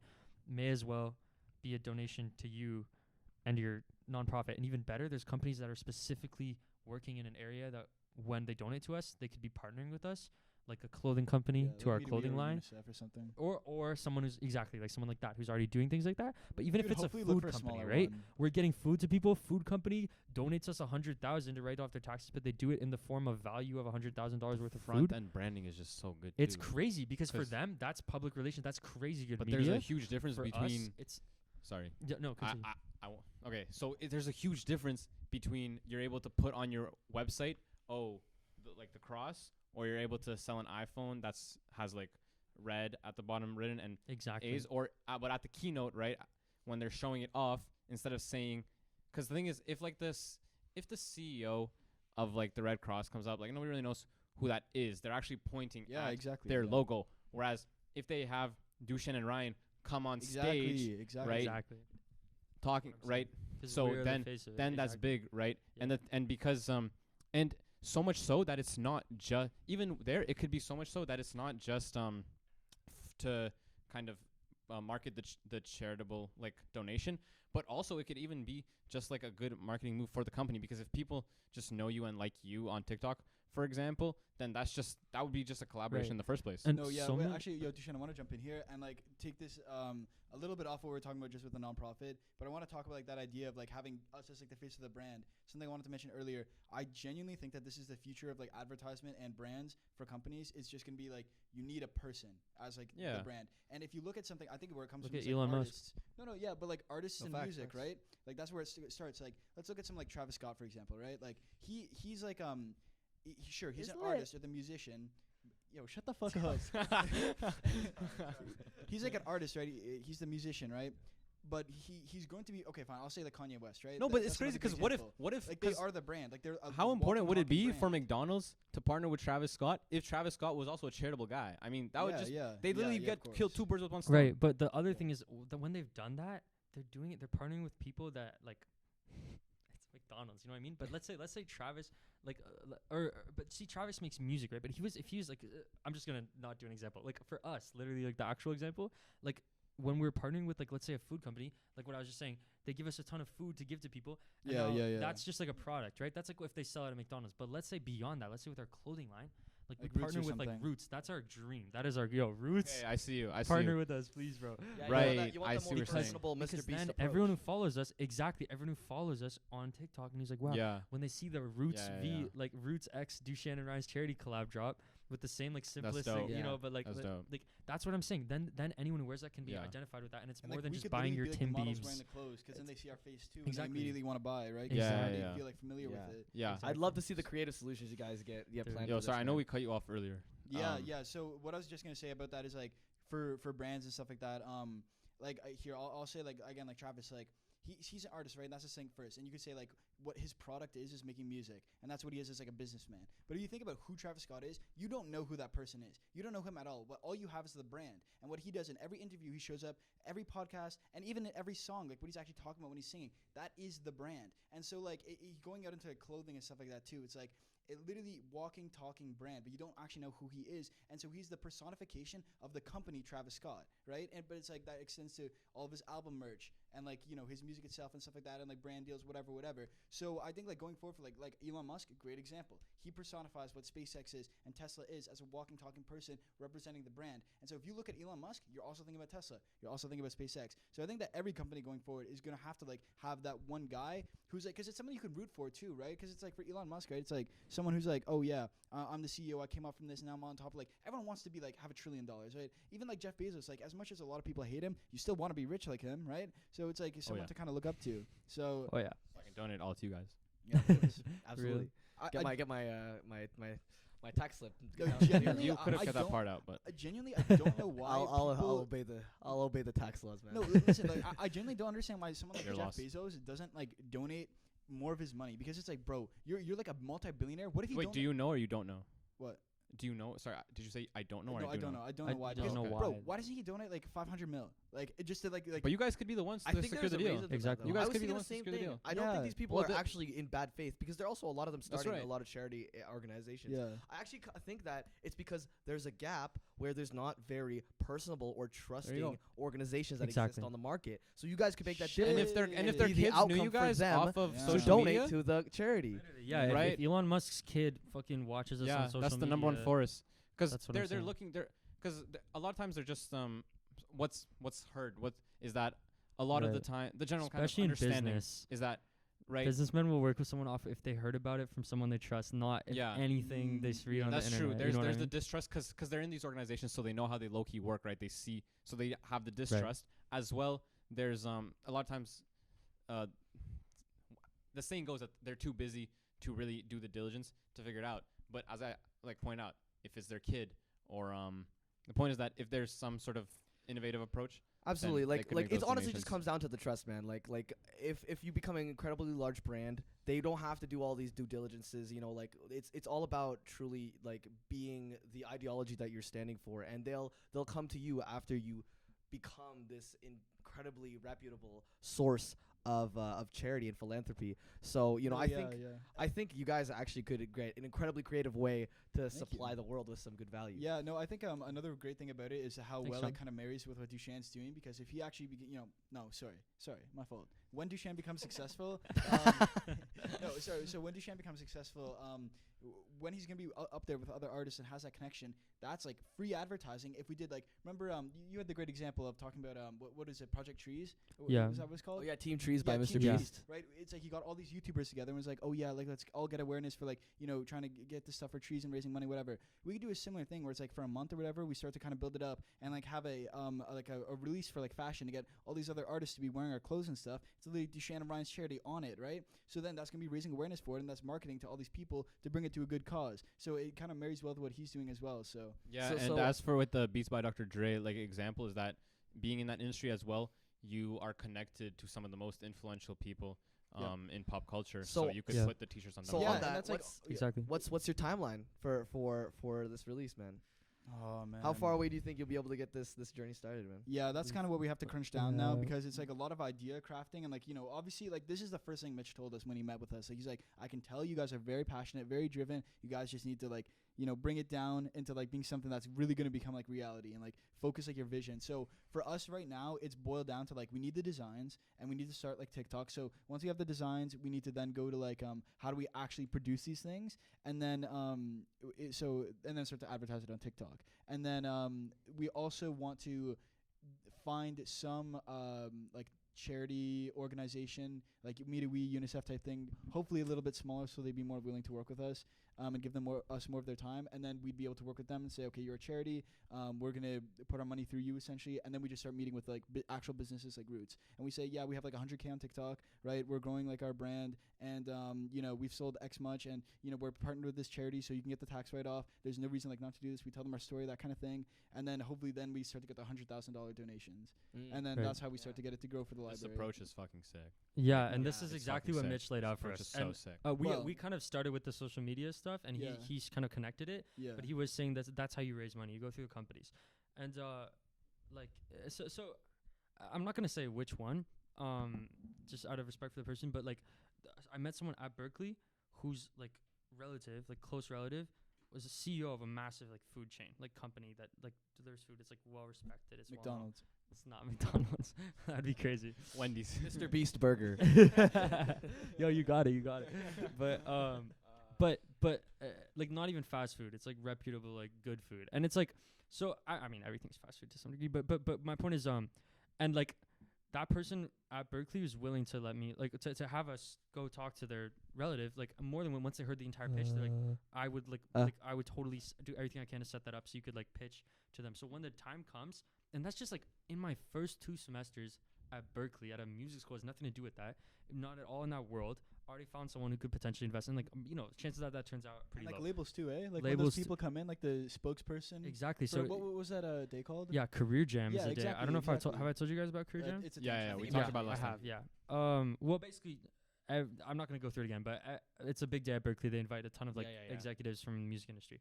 And so like it's just amazing. The network is crazy. And so something I'm considering So Mitch actually went and got his MBA. But he did it at McGill, I think.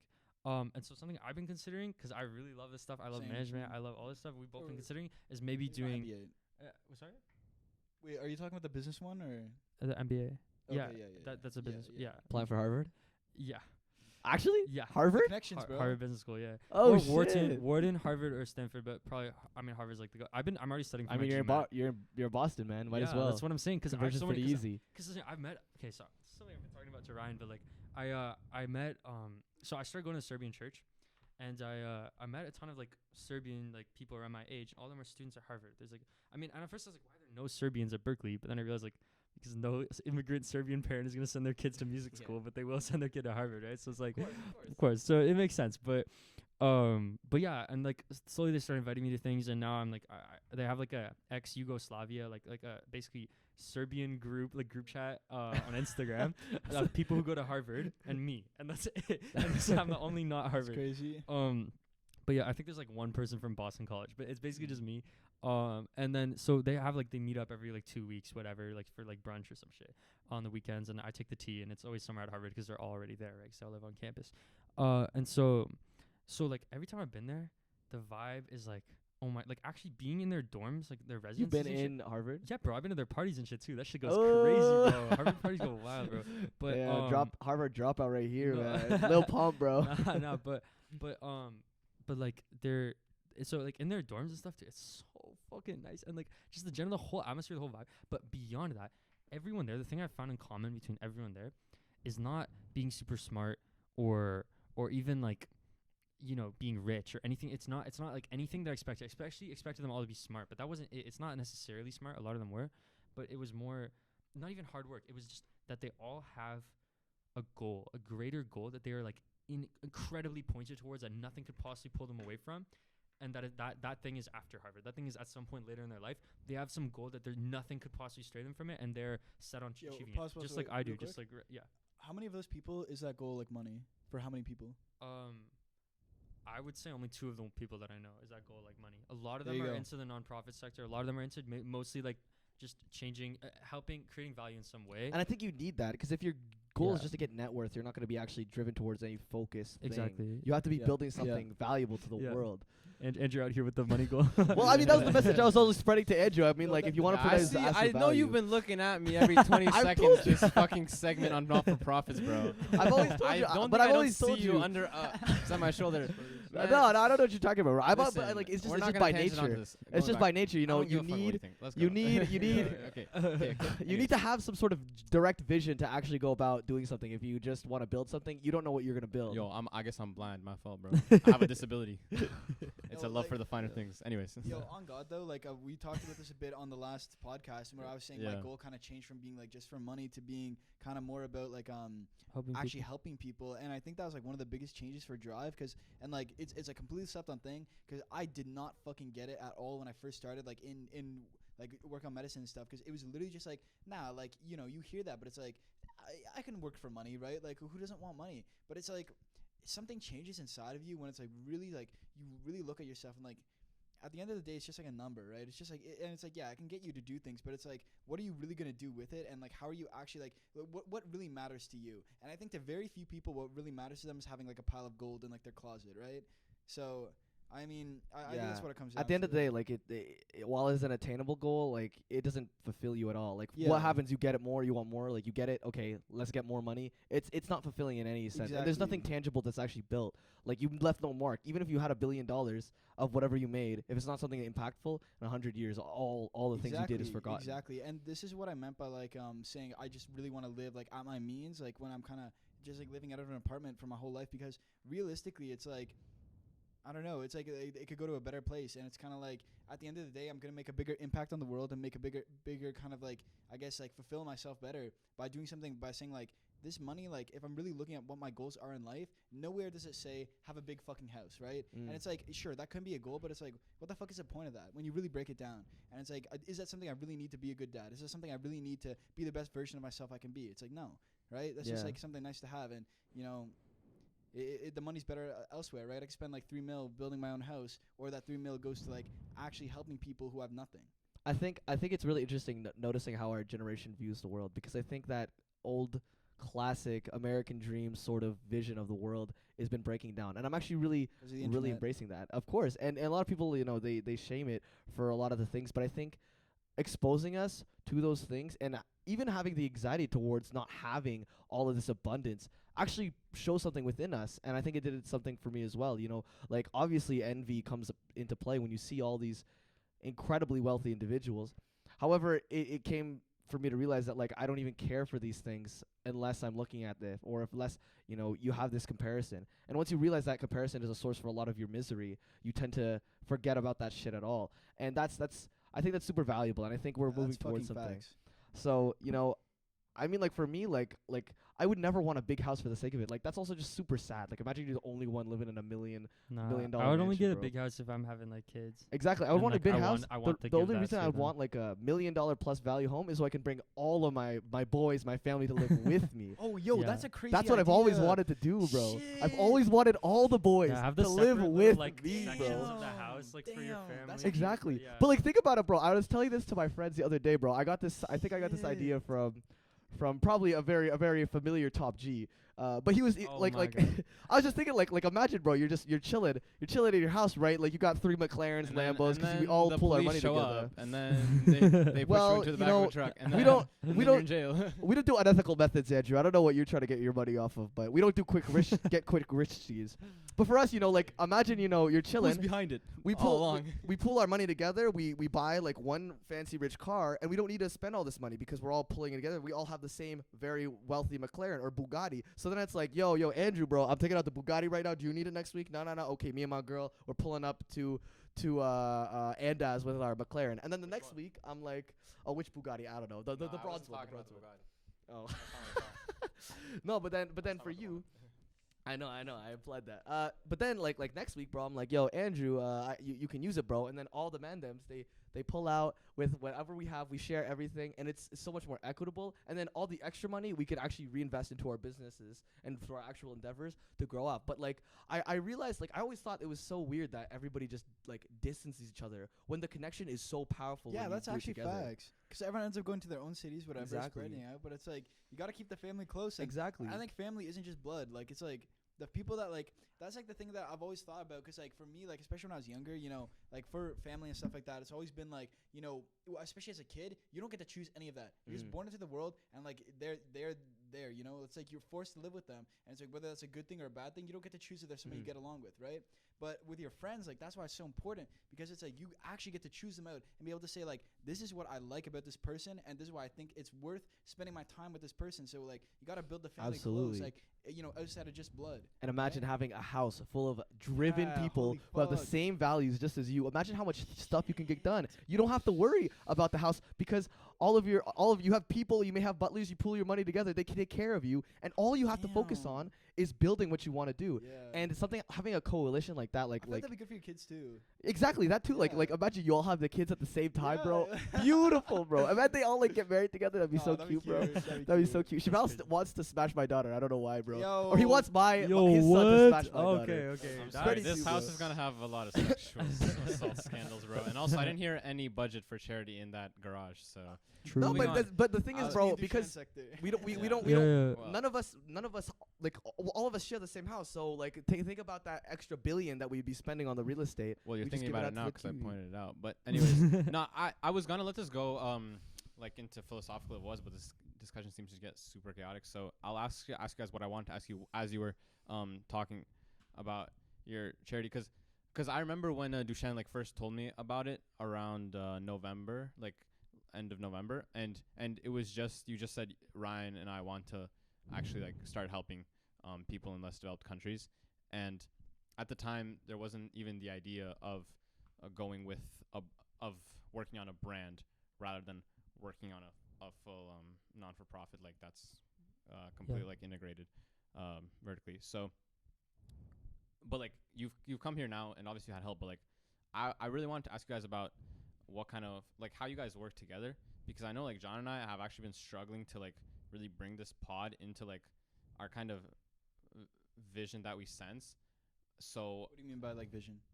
so we have a lot of ideas that we know we want to do with this name. We want to be able to like come into different house parties, just sit down and like meet new people on the spot and then interview them right then and there. So That's such a good idea. So we want to have like really nice like cinematics.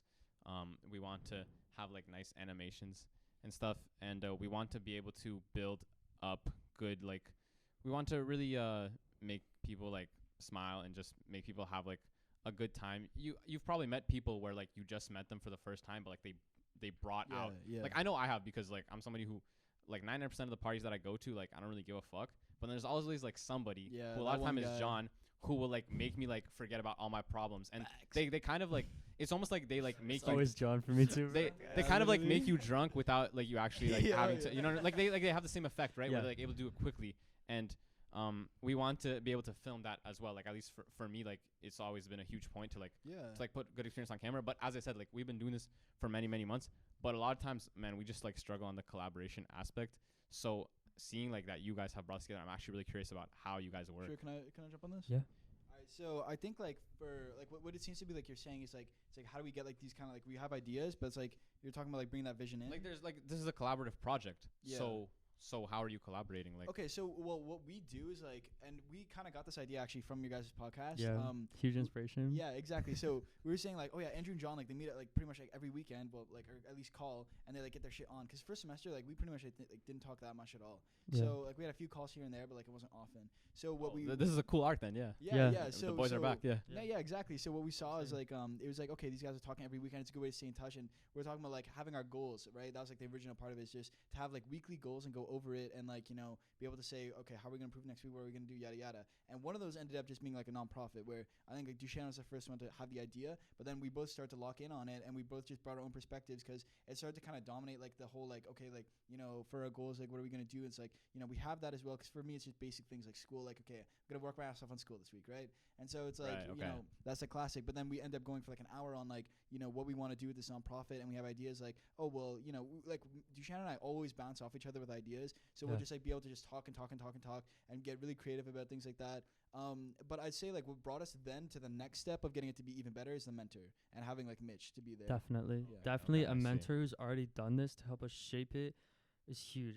I would say you guys gotta somehow find somebody who's Actually, already running a podcast, who's already running a That's brand, actually a really and talk to them really good, regularly. A really good piece of advice. But yo, honestly, like never thought about that. No, I think that's like true as fuck for literally any field you want to get into. Is like having a mentor is huge. But as a bit of like a note though, I'd say like one of the main things that I noticed from what Mitch was telling us is like it, because he was kind of guiding us to say we've got a lot of crazy ideas, but we're like very disorganized with it. Fine-tuning it into an actual vision that's going to become reality. And what the main aspect of what that was is just constantly asking who, what, when, where, why, how, and just filling those in for how we're going to do it. Like, when are we going to do it? Where are we going to do it? What are we specifically going to do? And getting really specific on everything. Making your plans more sophisticated. Yeah. So actually, another thing. Sorry. This is another thing that we have.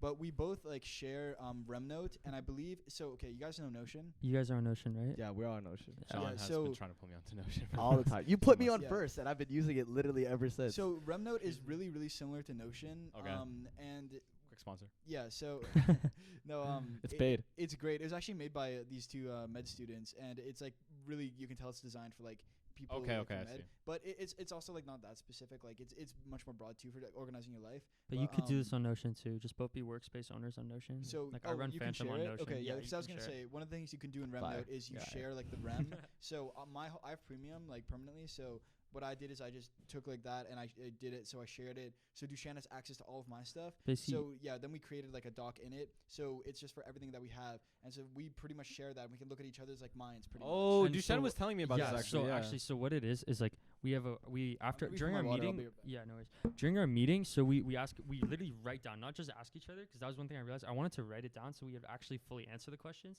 and not deviate. And so like tangent and stuff. And also so we could look back on it, because after the conversation, like after I was on your podcast, I had a hard time recalling what the fuck my goals were, and also like what went well and what didn't. But writing it down helps. So we write down what went well this week for Dusan, and then I write down a paragraph, whatever, or just what as we're talking, I kind of jot it down as I remember. And then Ryan writes down under his own thing what went well this week, and then we write down what didn't go well for both of us, and then that usually tells you what you need to work on next. And we have our goals section, and the goals is the mass. It's like 90% of the doc.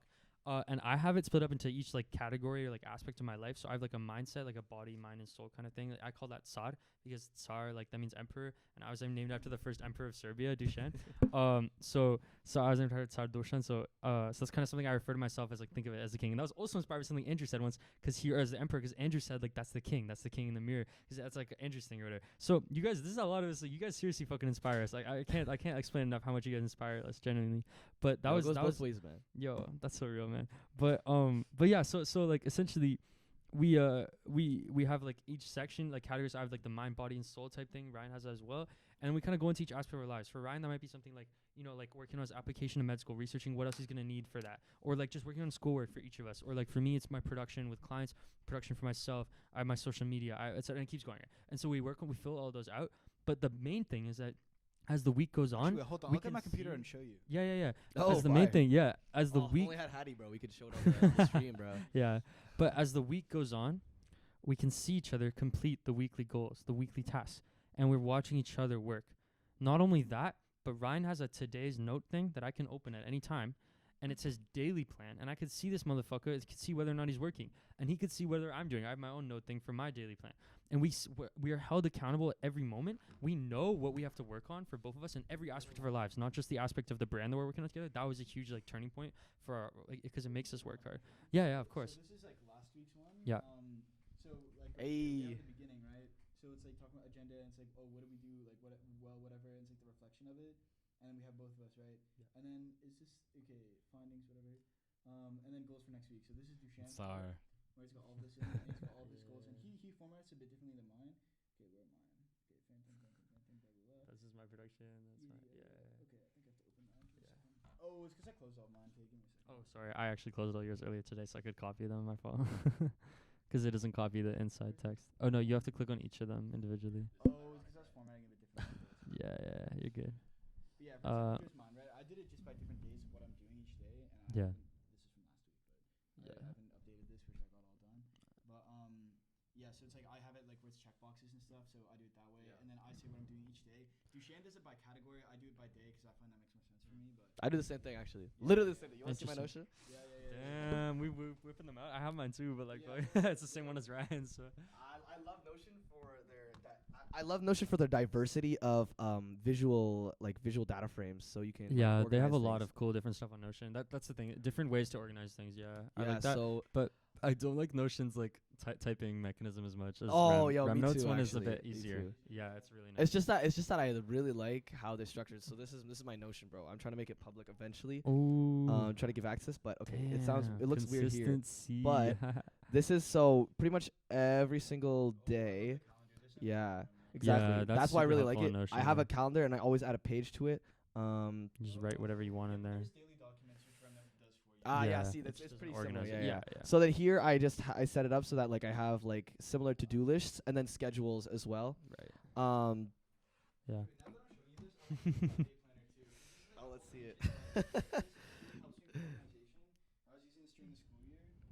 So this is like the template for it, and it's literally my day planner for like Oh. what days I'm gonna go. Yo, I actually have the same thing, bro, for Saturday, Sunday, Monday, Damn. Tuesday, Wednesday, This is what I have Thursday. updated to right now, and then I have my evening one too, and these are the pillars. So what I do during the school years, I'd fill this in with all the work I had to do, and I would do it like based off the time too, so you have an idea of it. But, like That's last actually week, whatever, crazy. And it's like I sleep at 10, so you wake up at 5, and then I've added a bunch more things to it now. So now I have like planning for tomorrow, I have like reflection, like these things, and then I have like a focus log, so like this type of stuff, and I fill it in.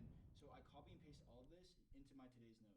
And then I go in here, and then I can fill That's it in. fire, bro. That's fire, I bro. add in whatever I have to do that day. You know, for me, yeah, like I have a similar thing where like my mornings and my nights are very strict because I think like those consistent habits need to be maintained.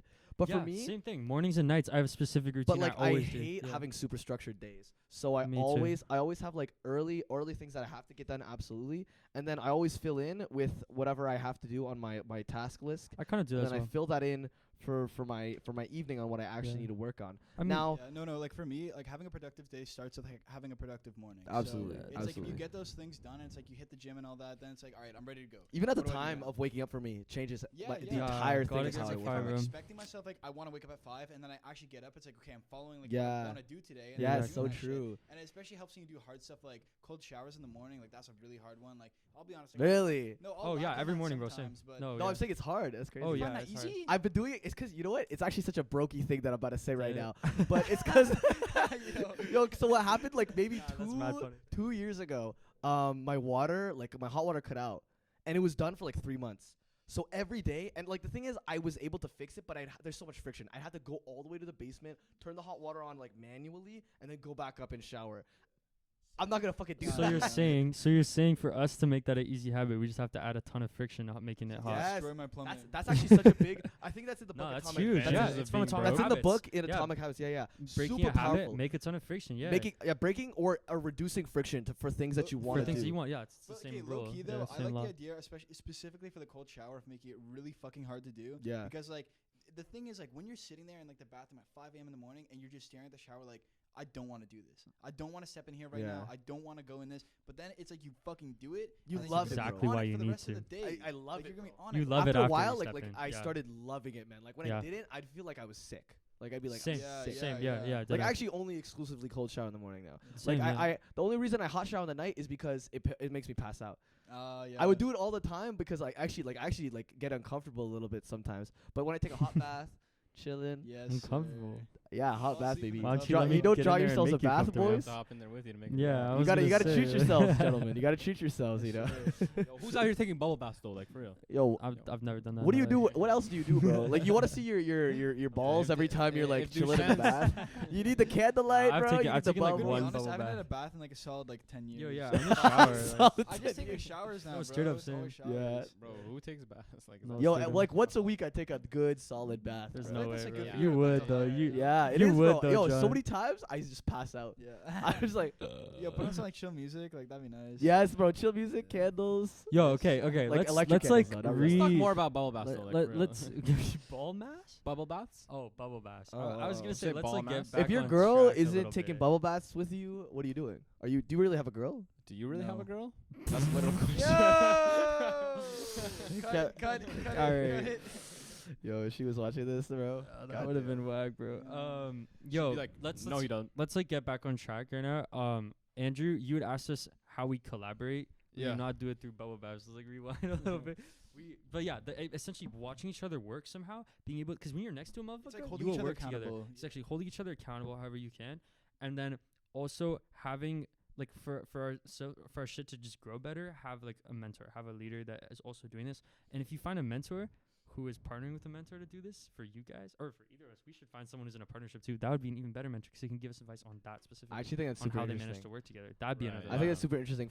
I've been thinking about this so much that I know like my career is actually stunted on the connections that I have been making. I've been like trying so hard to even get myself to do it, but also contact like so many researchers because I know like the connections are so important. Like I just see visually like there's this door that I haven't walked through that is just comes down to expanding my network. And What's the Berkeley of AI? what's the Berkeley of AI, bro? Stanford. All right, then you Obviously. need to grind your ass off and go to Stanford. get into I Stanford, know, bro. bro. I know, man. Or Waterloo, bro. That's the thing, man. Like Nah, I- it's got to be more connections than Stanford. Like that's what you got. Follow the connections. Like yeah, you'll of learn course. about the Literally same follow. shit. It's Yeah. San Francisco. Like that's where it's at. Yeah. Like that's obviously where it's at. Obviously, You know? yeah. Yo, John, this is what I'll say this to you as like a view of like kind of what your grind's been so far. Well, before you go to that, I have a quick question. This is literally just a quick question. It's funny as fuck. And this is for you because It's you not gonna you, be you quick. were able to see you were able to see Never the getting people back to what I at was gonna say. you were able to see the people at Harvard. And my question is that like I've actually had like such big doubts that I'd even be capable of getting into these institutions. What is the difference between someone like me getting into Stanford? Like, would I even be This is capable? something of doing it? I've been meaning to bring up. Honestly, first of all, I would say the bar is low in America for education for being considered smart. Really? Secondly, because their education has failed them, like completely failed them. We are way smarter and better, especially better critical thinkers and like logic, like better with logic than any of them are after high school than we are after high school. Just on a baseline level, that is something I put together just Just from look at the spending a couple SAT. months from there. Just if you I have you know. ever seen SAT sample questions? No. That shit is a joke, bro. That Really? shit is a Like, joke for anyone, especially if you've done AP. You would score 1600 on that fucking I SAT. have a bro. cousin, Really? Like, I'm not um, 1600, yeah, no, but you like, do really Dula. well. I have a cousin who was like he lives in America and he was doing his SATs. He was getting ready for it. I saw him at Christmas break. And he was like super stressed about it, and they were talking to me like, because I obviously was talking to them about med school and stuff. And they're like, "Oh yeah, it's kind of like the MCAT equivalent, you know, but like for going up to university." And I was like, "Okay." And I like look at the SAT questions. It's like A, nope. B, C, No. D. It's like especially when you go to stuff like the math questions, and it's like, wow, like this is stuff that we were literally covering like grade 9 and 10.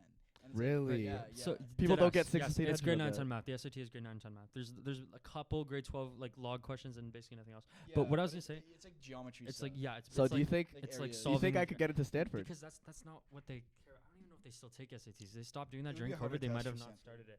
It's not about that. It's what it really is that it's not about your test scores at all. That's the thing. Because they know that their own school system is fucked. They know that in general other countries outperform them. They have to up that because they want their own students to get in, which means they do it by things that only their own students could get to, right? Because they don't want to brain drain German students. They want their own students in their schools, right? Because it's their fucking grandkid who's applying. You know what I mean? So they make it so that it's essentially it's geared toward your extracurriculars, your sports, and beyond that, your like it's almost like a personality and honestly extracurricular. Because look, it's like Is it every like single Appalachian one of them school? that I know.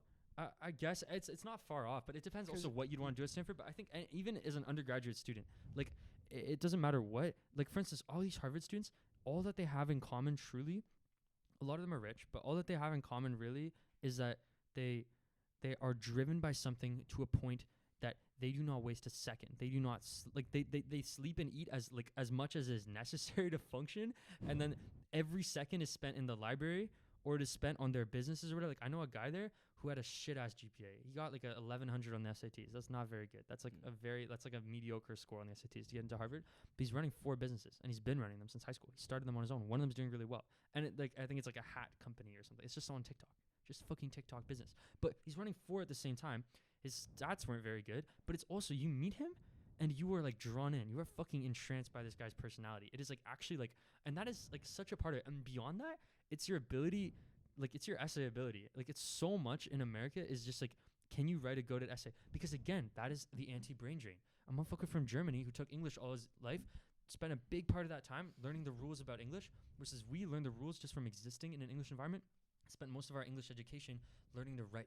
And we have a huge advantage over people from other countries in the fact that we know how to write like well. And that's what I'm saying. So we and Americans have a better chance. And that's why that is worth more in their applications. Like it all comes down to wanting to maintain the wealthy class like in those schools. At the end of the day, a lot of it's built like that. It's kind of scarily built to maintain the wealthy and like the majority, I guess. And then it's just like that are from that area. But now there's so many movements of like trying to get or like almost like incentives for universities to improve their public image pull the by minority taking card. people. You can it literally any application ever. It's not pulling the minority. Any application ever asks you what you're like where you're from. And you can literally state where you're from. And like so that's like it's like you have to actually say it. And that's this fuck thing too. Is like they could discriminate, but as far as I'm aware, it's a good side now. As I'm aware, that boosts you. Secondly, all of that aside, like genuinely. The people, when I think of people I know at Harvard, how they are, first of all, I feel like I'm closer to them, like intellectually and just in general personality-wise, than I am to most, like basically anyone I've met at Berkeley, in the sense that I'm working on shit outside of school and I don't waste a second, like in general. Like that I'm so driven by something that I'm not out here like scrolling or I'm not out here like doing fuck all, like partying every night. You know what I mean? So whereas like, and there's Harvard students that party all the time, but the ones that are, it's like the famous students. Like apparently Obama's like daughter is like does not have good grades, but they can't get rid of her. What are they gonna do? Like she didn't like she could have a terrible GPA. It doesn't matter. She's Obama's daughter. She's like PR for the school. So it's like that's what I'm saying. There's other students like that. But my point is like they are much closer to me. Like I'm much closer to them, I think, mentally than I am to any of my Berkeley people. But when I think of them, like the type of person that they are, it is the type of person that you guys are. That's why I've been meaning to talk to you guys about that. Like the type of person who goes into an Ivy League is personality-wise and drive-wise the type of people that both of you are. Like look at what you're doing right now. Look at where we are right now. Think of where everyone else is on a Sunday night in the middle of the summer.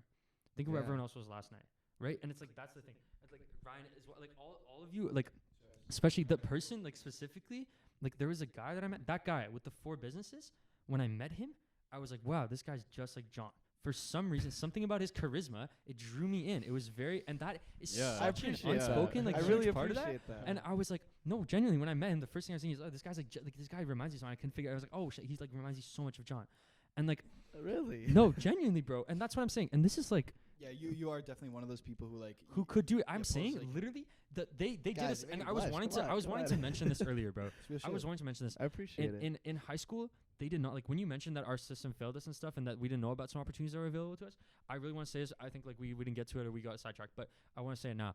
Our high school system did not fucking teach us at all how easy it is to go to the States. Like I found that out through hella research. It is actually like no. Harvard's another thing, but No, but in studying terms at a of, big like, school in the general? state and also the money, they were just like, oh, it's super expensive, and that was the extent Yeah. anyone ever talked to us about it. If you can prove you need money, they will finance you entirely. Almost any state school or Ivy League school is damn near fully endowed. Ivy Leagues are fully endowed generally, which means they Is have that all true the for med school? There's no way. for their undergraduate Yo, schools. not they're fully grad, I endowed. think. Not for grad schools. For grad schools, it's harder to get scholarships, but it's Yeah. still possible. Okay, but You for just have Ivy to show. League, You have to it show is. both. That's the thing. Yeah. Well, no. Even in Ivy League, Is their there grad actually schools are not. financial need for grad schools? There's bro. Actually? Well, if I go in, I don't have the money to fucking pay for. Oh, for grad school? Sorry, you're asking. Yeah, for grad schools. For grad They schools, just get there paid. is no. They just get straight up paid. No, though, no, for no. mostly the research There institutions. is financial aid for grad schools. It's just harder to Actually? get. That's Oh, all. okay. Yeah, But yeah. what it is, if you can, because there you have to show both need and merit, because there isn't as much of the Mhm. financial aid available. But in undergraduate, you don't even have to show merit. If you're Yeah. accepted, they assume you have merit. They don't. None of the questions are about that. The questions are, what is this line of your tax form from your parents? What is this line of your tax form? How much money did they make? Yeah. And is it below a certain number? And if it's for them? nothing, It's not. If it's nothing, you get everything. But if it's half, they Really? give you their half. They still make you pay too much. Like I got unless nothing you though. literally have nothing, then you will go. You will go for free, assuming you Yeah. have the Really? merit to back it for a grad school. For an undergraduate sense, you could go there. Any one of us could go on for free if we showed that we didn't make that. I remember and they how expect you a surprised lot. I was when I put in my parents' financials into their system, Yeah. and I realized that it would cost me the same amount to go to Harvard as it would to go to Waterloo. Exactly. It's surprising. And I was Exactly. like, "Fuck! Like what the this fuck? is like so like this is Yeah. like so against the kind of popular And culture." they didn't teach that at narrative, all. right? Yeah. None of us fucking no, knew because that. like They did us honestly, such a I disservice. thought like the threshold between me and someone at Stanford was like incredible. You're right. Like we probably they're would all fail. no. I'm sorry. I want to be clear. They're all that guy from their high school. If Of their high course. school had 1,000 people in it, they were that motherfucker that gets into Stanford because they were the only one. And what that means is that they literally spent every second grinding every single like thing possible. Their school, their extracurriculars, especially their social skills. They're like But like, okay, sorry everything. to say that they've been though, working like, on something their whole life that isn't school. But there's That's also what nothing stopping binds you from them. being that guy. There's Yeah. nothing. And Like- what I'm saying is, being that guy, I'll list the people from our school who are on par, like who could have totally gone to Harvard. The people from our school that like that were doing that are that like in grade 12. I think probably Cap- either of you could have done that. Cap, God Wait, sorry, damn. who's watching? Who's watching? Yo, who's on the stream, bro? God damn. Three people are watching. There's this guy I met at Berkeley. Mhm. I was talking about this last time, but I don't know if you're like. No, I do remember this. You do I remember. talking Yes, about this. this guy is another level. He's a photographic memory. Yeah, He's you're an talking IQ about of like 150, like 2 or something or 3 or whatever. He's like literal genius. Like we'd be walking around in Boston. He knows every street we're on. Like we could not get lost because he looked at the map. Do you understand? Like that's a different Yeah, level, yeah, bro. that's He a never have to different study level. for anything. He just reads it once. That's literally fucking Mike Ross, bro. That's what I'm saying, Yeah, bro. yeah, So, literally, bro. yeah, and that guy, he's also really charismatic. He did everything else to grind everything else so that wasn't his only thing. He got into every single like Ivy he applied to. Like this Mm. guy almost went to Princeton for physics. And he just transferred from Berkeley to MIT because like he Yeah, he decided told me about Berkeley was that. enough for him. Like the connections were good, but he made all the connections that there were in his major. He went and like reached out to all his professors, started meeting them on his own. The rest was like what he's doing electronic music. Berkeley isn't the best for that, if I'm being real. They have a lot of stuff for it, but the network isn't there for that. It's just a great electronic music education. But you don't need a Yeah. fucking education at that point. You'd go do it yourself, which makes sense. In the meantime, he's going to MIT to study physics right now.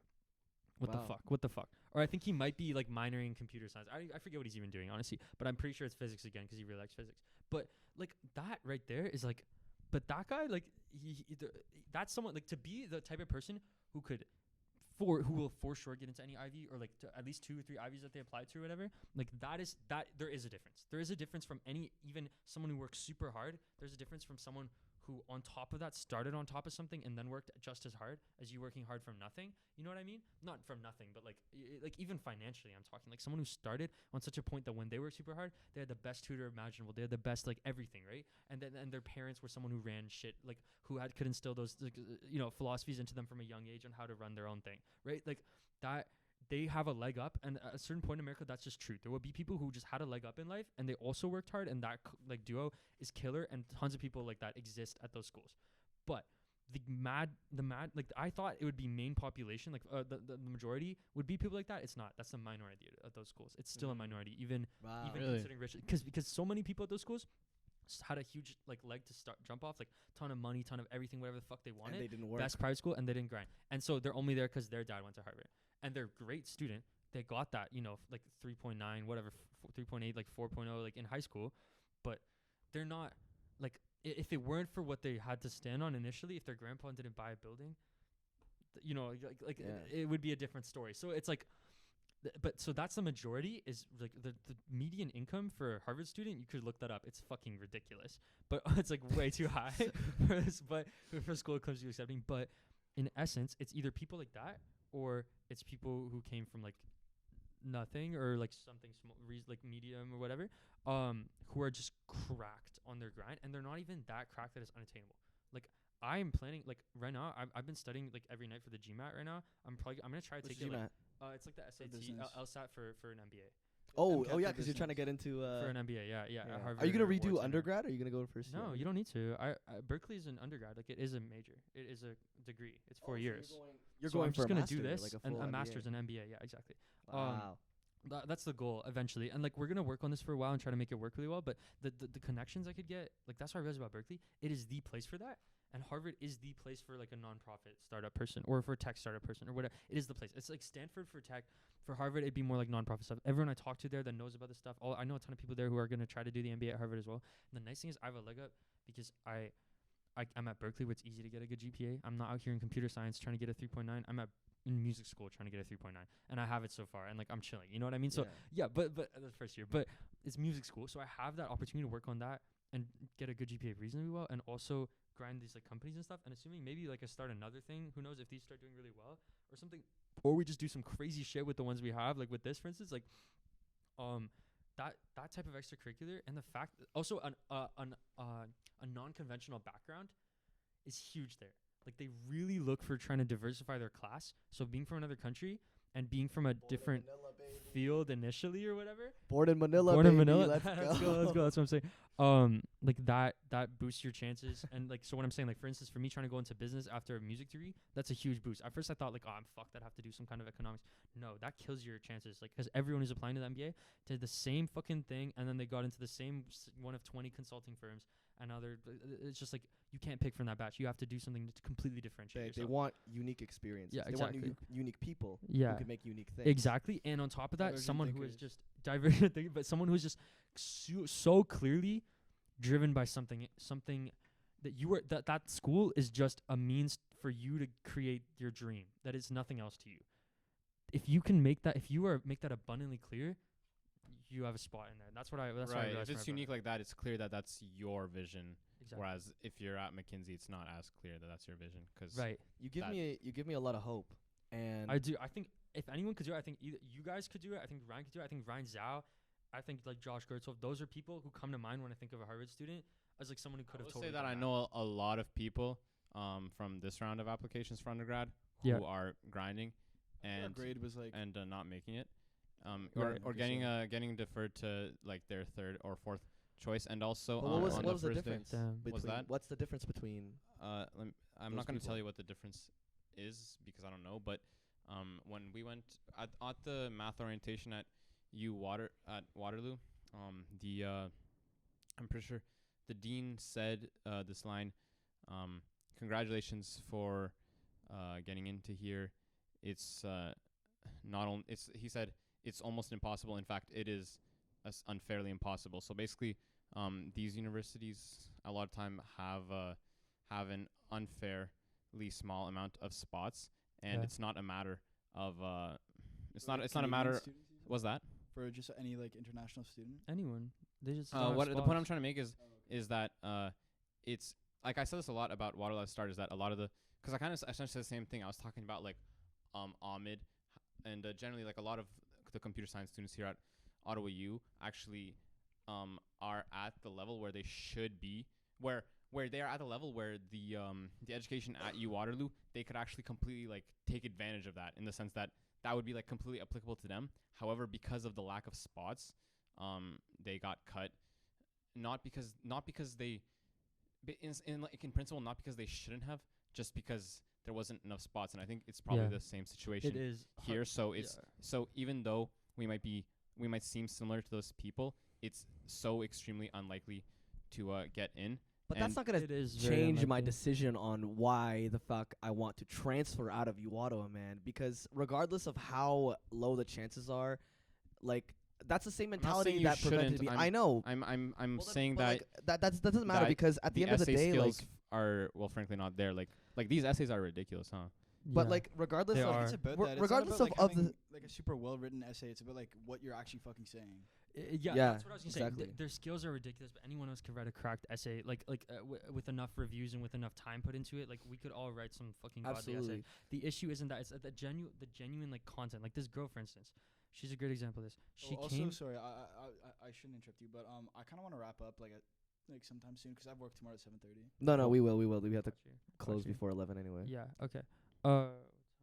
It's 10:14. Yeah. So this girl, she's probably the closest person I've been closest to and stuff. She just graduated, so I'm pretty sad about that. But she definitely took me in the most and made sure that everyone was like, bringing me to all the things and like made sure I kind of integrated nicely with everyone. She was like, oh, there's like no Who, Serbian Ruby? people at Berkeley. What's up? Who? Her name's Yelena. Oh, okay. Shout out Yelena. Yo, shout out Yelena for real. Yelena Dragic, bro, you're so real. But yeah, she's she was like she just for instance got accepted to. Oh, actually, sorry. Sorry, we were talking about essays. Yeah. So all her essays, she was showing me one of them, but basically all of them were about essentially around the same thing. Like she branded herself really well as a student because these admissions people read through like hundreds of applications and then they go fight for their favorite ones among other admissions people for the limited number of spots. So she branded herself very well and with the truth. But basically her parents came from Serbia to Utah, to Salt Lake City, which is not a place where most people's parents came to when they came from Serbia. They all went to Chicago or Toronto or like Ottawa area or like there's like places where a lot of people showed up, I guess, but there's basically no one there. And so when she realized that like the media here, because she's trying to go into law eventually and she cares a lot about history. She studied history, I think, and so like history and I think another humanity, but like double major, but. She had a 3.99 GPA at Harvard, bro. She's actually she said she was literally just lived in the library, like she like just spent no time doing anything else, but it's worked out for her like really well. But I'll get to that. But so she basically all her essays were just about the fact that her parents came to this like unknown like land to them, and then like set an example for her by like not only just like working hard to create a position for themselves, but in the community like stood up heavily. They like ran all kinds of things to stand up for the fact that the media here was portraying Serbia as like and just Yugoslavia in general as being the issue when in reality they were going like bombing and stuff. And there was a lot of issues back there. I mean, I don't want to go into it, but there was a lot of things like a lot of like bombing like trains packed with like innocent civilians and things like that, terrible things that just did not reach the media here but just like straight up happened.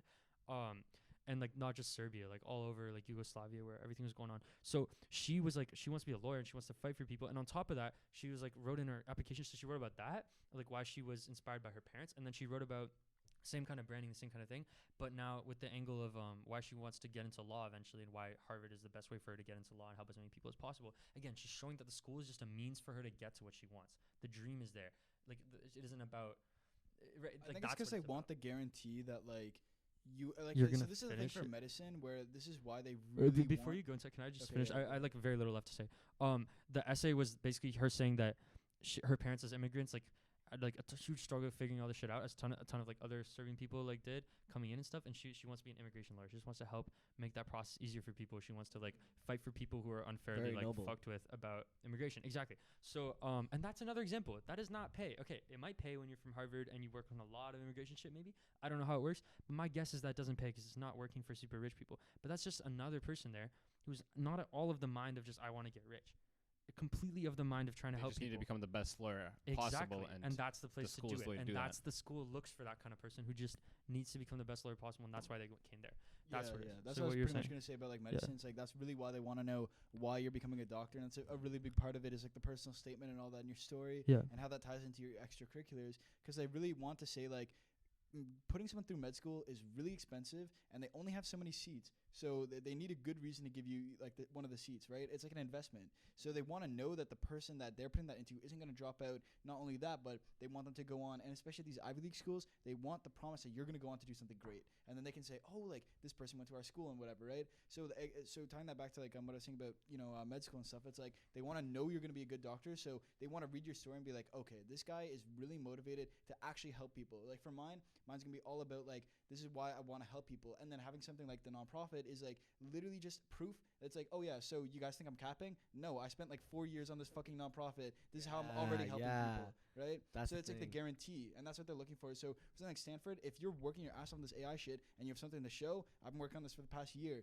and like I took a year off of school, and I'm just working with the government for this position where I'm making money so that I can support myself and like whatever. If I want to be an international student, and then I spent all that time also working on this AI, like whatever. Yeah. Yeah, I guess for all the grade 12s out there, this discussion does come a few months late. Yeah, Because yeah. y'all so- applications were due, but No, yeah. but like it's I mean, incredibly maybe important. next year. Like that this is why I was so like stricken in July when like I wanted to do medicine initially, and I realized I didn't really want to do that, and I didn't really think I had the option, nor it was even feasible financially for me to spend any money applying anywhere else for any sort of comp sci degree and etc. And honestly, on my part, that was obviously I didn't take my due diligence, but also like I was surrounded by a culture that was really against like anything. I think unfortunately I was just told that like you couldn't really do it, and it was pretty impossible. And I guess I in my mind I separated the reality where it is actually definitely within your grasp to reach these things.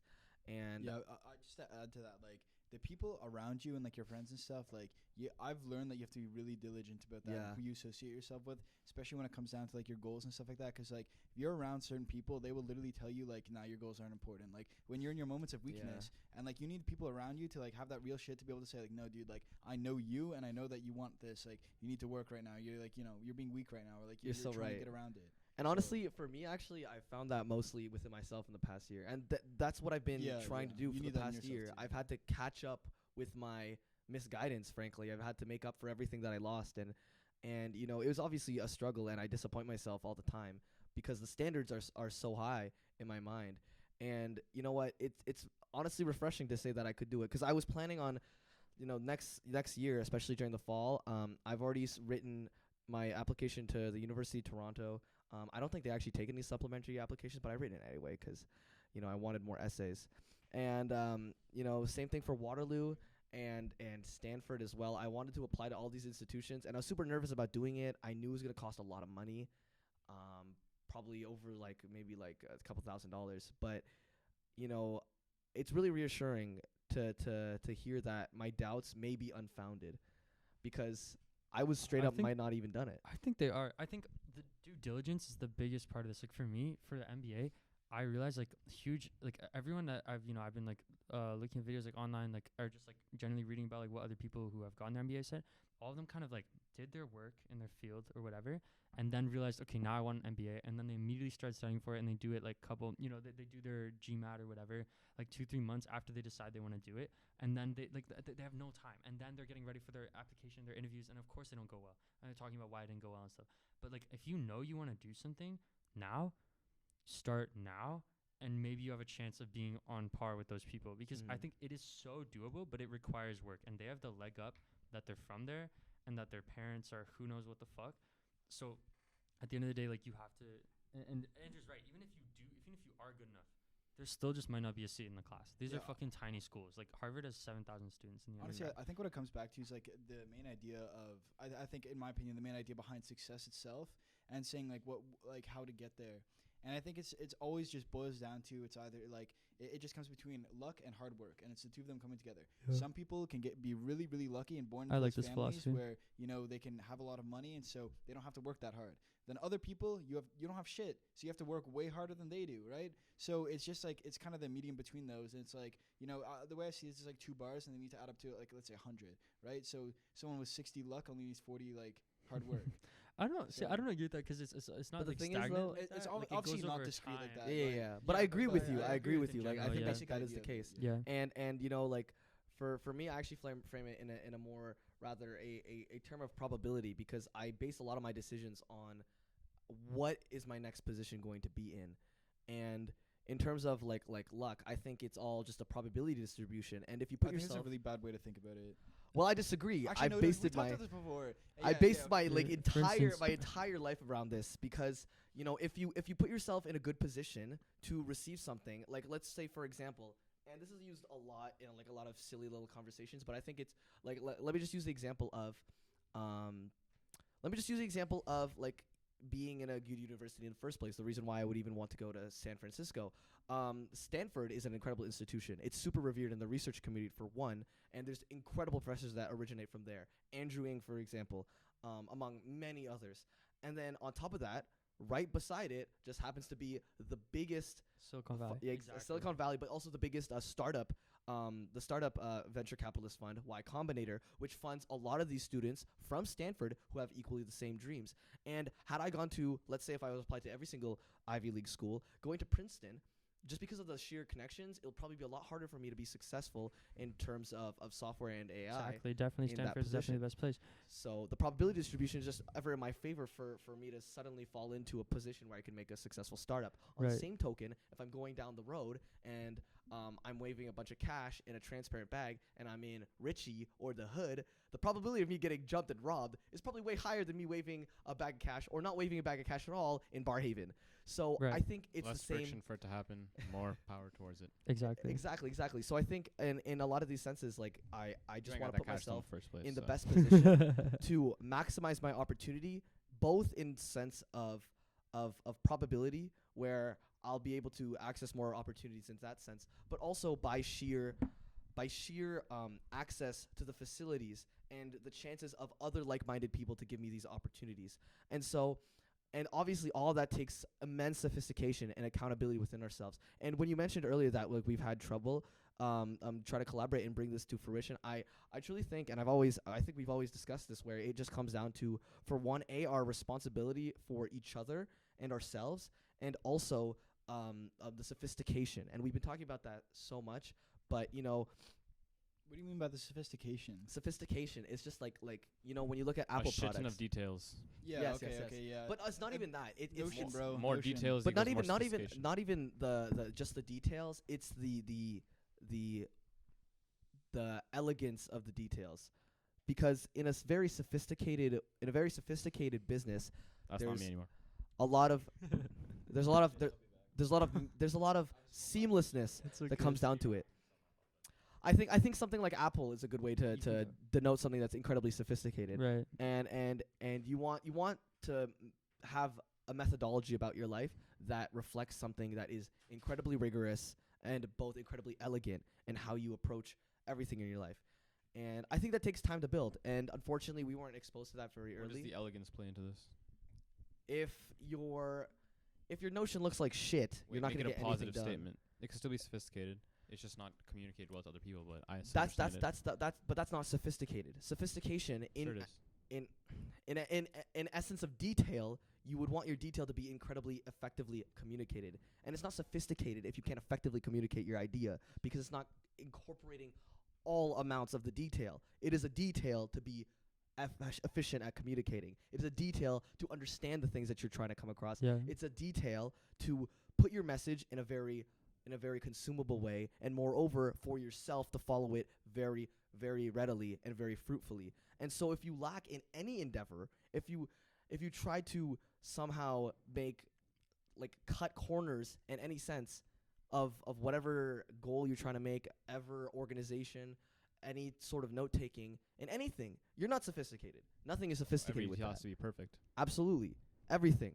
From every single means. And it's a truly creative process to make that happen. And it's also incredibly valuable to get there, because once you're there, you for one have learned how to make an actual sophisticated system, and you can repeat that. And also you have the system in place to enable you to further make that sophisticated opportunities for yourself. And so it is all about very simple philosophies that I follow, which is in this sense is, again, you could put it as a probability distribution. If my systems are sophisticated, the chances of me doing more sophisticated things and getting in more sophisticated institutions It's the same. Exactly. increases. Exactly.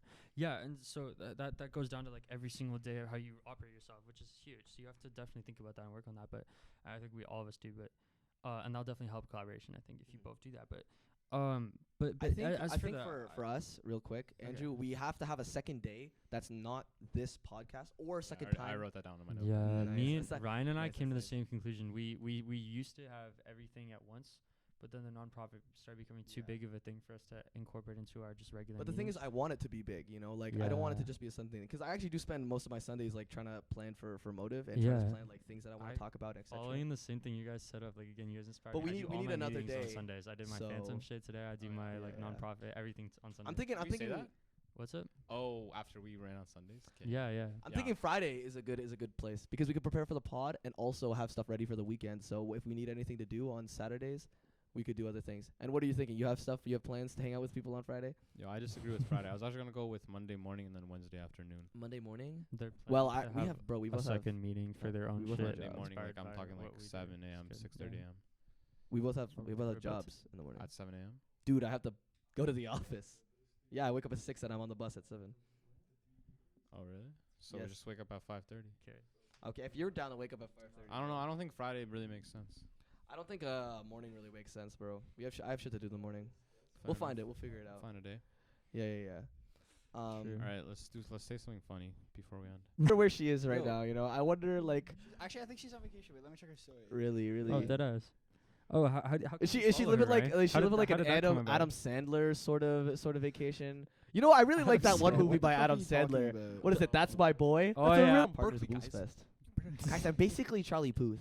Can you do like the note thing, bro? Do you have a Perfect pitch? perfect pitch? No, bro, I do not. I Okay, hate what any- what's this What if we note? plug I- Rodman I- right now? What is that? What is that? What is that? What is that?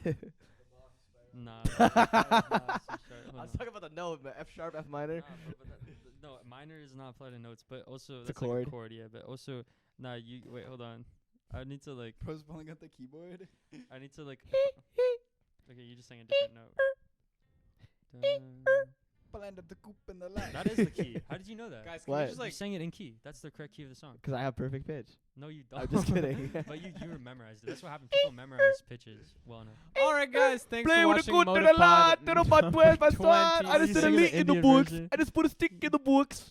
Pull up the whole damn. Out of I'm why are you getting lazy. MOTVPOD number 26? We're gonna Thank you. walk you guys out of here with a quick song. All right, everybody. Oh my. 3, 2, 1. No. You said Oh my god. to put my Songs before before you. you. I'm singing myself this song. to put my Yeah, sing your own song. To make my Shan. plans. plans. I'm supposed to wait for you, but Bum, bum, don't bum. know if I can. I was waiting for the ad-libs, bro. Yo, he knows. It's lit. December in my hand. This is too low. Ruh. Not the key. Straight up. Telling me it's laying on the phone. I can't say. I shouldn't call again. Go, go, go. It's I don't interrupt you, bro. time slipping away. I just want you to stay with me. I don't understand. Let's but go. you feel the Jump. same. Jump. I don't wanna break up. Let's 'cause I go. still love you. And I wanna see you again. Cause I really miss you. Oh no, I miss your makeup. Miss your The makeup. smell your Perfume. I just wanted the Dusan solo, you know. I wanted the free Yeah. the free song. Serenade. Yeah, the free Stupid single. heart, this voice again, girl.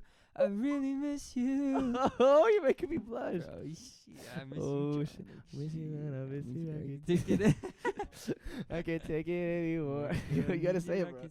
Yeah, we're not doing this. Dude, in a real party setting, which is what Motive's supposed to be eventually, bro. One day. It'd be crazy, bro. Dude, I that'd be know. so We funny, vision like a for glass wall like content. this, bro. That's exactly why we have to do it. True. We need somebody Do I give a censoring shit? it, like, Bro, That's yeah, it. you should. Nah. Yo, if they come on and they can't control themselves when they're drunk, that's on them, bro. Bro, nah. The whole like thing about getting drunk. Yes. Well, I mean, like, yo, I'll get content. Listen, I can control myself when I'm drunk, bro. Just don't stream it. Just the content would be crazy, bro. The Well, we highlights will, would of be course, funny. post highlights, but live Yeah. streaming is just so fun. You want to be there, bro. It's just a certain kind of culture, true, bro. that's true. we just love live streaming. things, Exactly. You honestly. just have to be there, bro. We just find it fun. Dude, Yo, censorship you is know like who, you know who censorship else is what likes takes live the fun streaming? out of it. You know, we want to talk shit. Bro, that's what I was Listen. talking about earlier. Bro, when that's you- when fine. you're, They like, roofie talking about people, man. censorship. I'll take I'm like, that. yo, who's really behind the Who's whole really situation? who's really Yeah. managing a whole business? Who's you The- know the- who else likes live The, streaming? the, Yeah. the LB Lacy- situation, you know what I'm saying? Yeah, you know, I'm the real LB one who set LB out on camera TikTok. 5. Camera 5, yeah, you guys know Camera 5. Yeah, you guys don't know about camera 5. So basically, the idea is that because we have no, the- don't we listen to have- them because we want them to get caught on camera. What's 5. that? Come on, do it to your boy like that. Bro, what? Come on. Yo, you think I'm gonna get caught with LB? No. Camera 5 is like, so we have this house, right? You know, in our house, we have a bunch of cameras set up. We have a bunch of rooms in our house. It's this on Sunset Boulevard, by the way. Beautiful house. You could check it out. It's actually going for $6 million. We're about to cop it. Oh. 6.7. Yeah. Oh, okay. But anyways, it's I'd like, spawn so for we 8. have a bunch of rooms, right? We have cameras in the rooms, you know, like Spark Street. actually we have no cameras in all these It's rooms, but balling like for $8 million on Spark Street. at the bottom floor, you know, the people partying, don't and then there's know- a little rooms that you can You rent don't know 55 volts if you want, you know, if you're getting a little freaky at the party. But one of the rooms, room 5, there's gonna be a little desk where you have to sign a waiver that you consent to be recorded. And then you take whoever you pull up in the room, and Hattie's behind camera 5. And he's watching what goes It's down. Motive's premium subscription. Exactly, it's the Fucking OnlyFans prescription for Motive, bro. Oh my god. That kind of sounds like an idea me and my brother had one time when we were Get on camera 5. No, because we were talking about how like we were talking about clubs and stuff, and we're like, you know, it'd be nice if we didn't have to go downtown and all that, and we could do something more local. So we were talking about like a club, like if we bought out like 10 Oh, houses no. in like a residential neighborhood, and just made it to like ideal mansion at the center of like some woods and shit. Yeah. It was a club, and like you have to pay to go. It's like an insane house party. But you'd make Oh. you'd make the returns on Be that, so bro. sick. If it was True, if it was bro. actually cool Be for a lot of so people. I like how you shit, put your mic around. would You don't want the literally business make that strategy house money to back. disappear, bro. All right. Well, Alright. this has been MotivePod. Alright. I'd like to thank our guests for showing up. Really appreciate the conversations. Yeah. Good shit, boys. Yo, it's good shit. Yo, really appreciate you guys. It's been a good bro, talk, of good course. pod. Really insightful.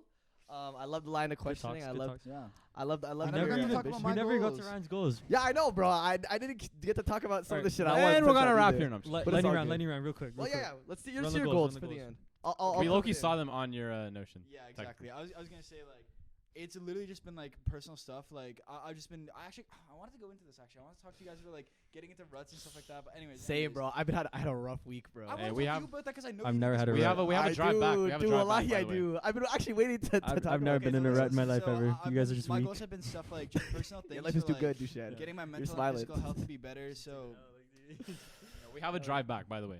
yeah, okay. Let's hear it. Let's hear it, though. Let's hear it. Let's like, Okay, a I'll quick do it breakdown of real your quick, goals. speed run it. So it's literally just been stuff for like my diet and like my physical like health and stuff like that. So I made like a fitness plan and then my diet as well. I met with a nutritionist because I want to like maximize my diet because like with anatomy and everything, like you start to understand the physiology behind it. And it's literally like it's like I think a perfect analogy is like you wouldn't put water into a car as fuel, right? You You put in wouldn't. the right shit, right? It's like Sorry. or maybe you want diesel because you're doing a certain thing. So like you have to think about stuff like that. And it's like These it's nuts. exactly how food works for us, right? So it's just like putting the right energy into your body, and that's what I've been looking at, especially like micronutrients too, for like having better cognitive ability. So that's one thing I've been These looking at. And it's generally Yeah. around like the idea of like I want to optimize like like my mind and my body so I can actually achieve my goals and stuff. Yo, you're a fucking pussy. No one did this to you when you were on your shit. I hate you. Yo, okay. I'm sorry. Okay. Anyways, so Cut Duchan's mic my off. God. Cut Duchan's mic off. I fucking hate you. Of course, yo, next time you go on your whole Phantom thing, I'm just gonna be saying these nuts. In the background. Yeah, I'm gonna be a musical professional. Oh yeah, Reminded me musical from- professional. this reminded me by these nuts. Steiny, Oh bro. yeah, you're gonna be big nuts rapper, aren't you? Fuck you, I fucking hate you. It reminded me of Steiny from the Elk Boys. You know what I mean?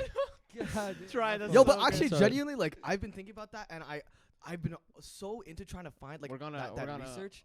We're gonna about hear a bit about- more about this before we You go see, into I your didn't want to point. say it because I have like a little bit of like self control, but you've been interrupting the fuck out of me this whole time, Andrew. It's been really pissing me off, now we're all bro. just getting heated. It's been really pissing me off. This guy just turned down my mic, bro. Your mic is completely off, so you can.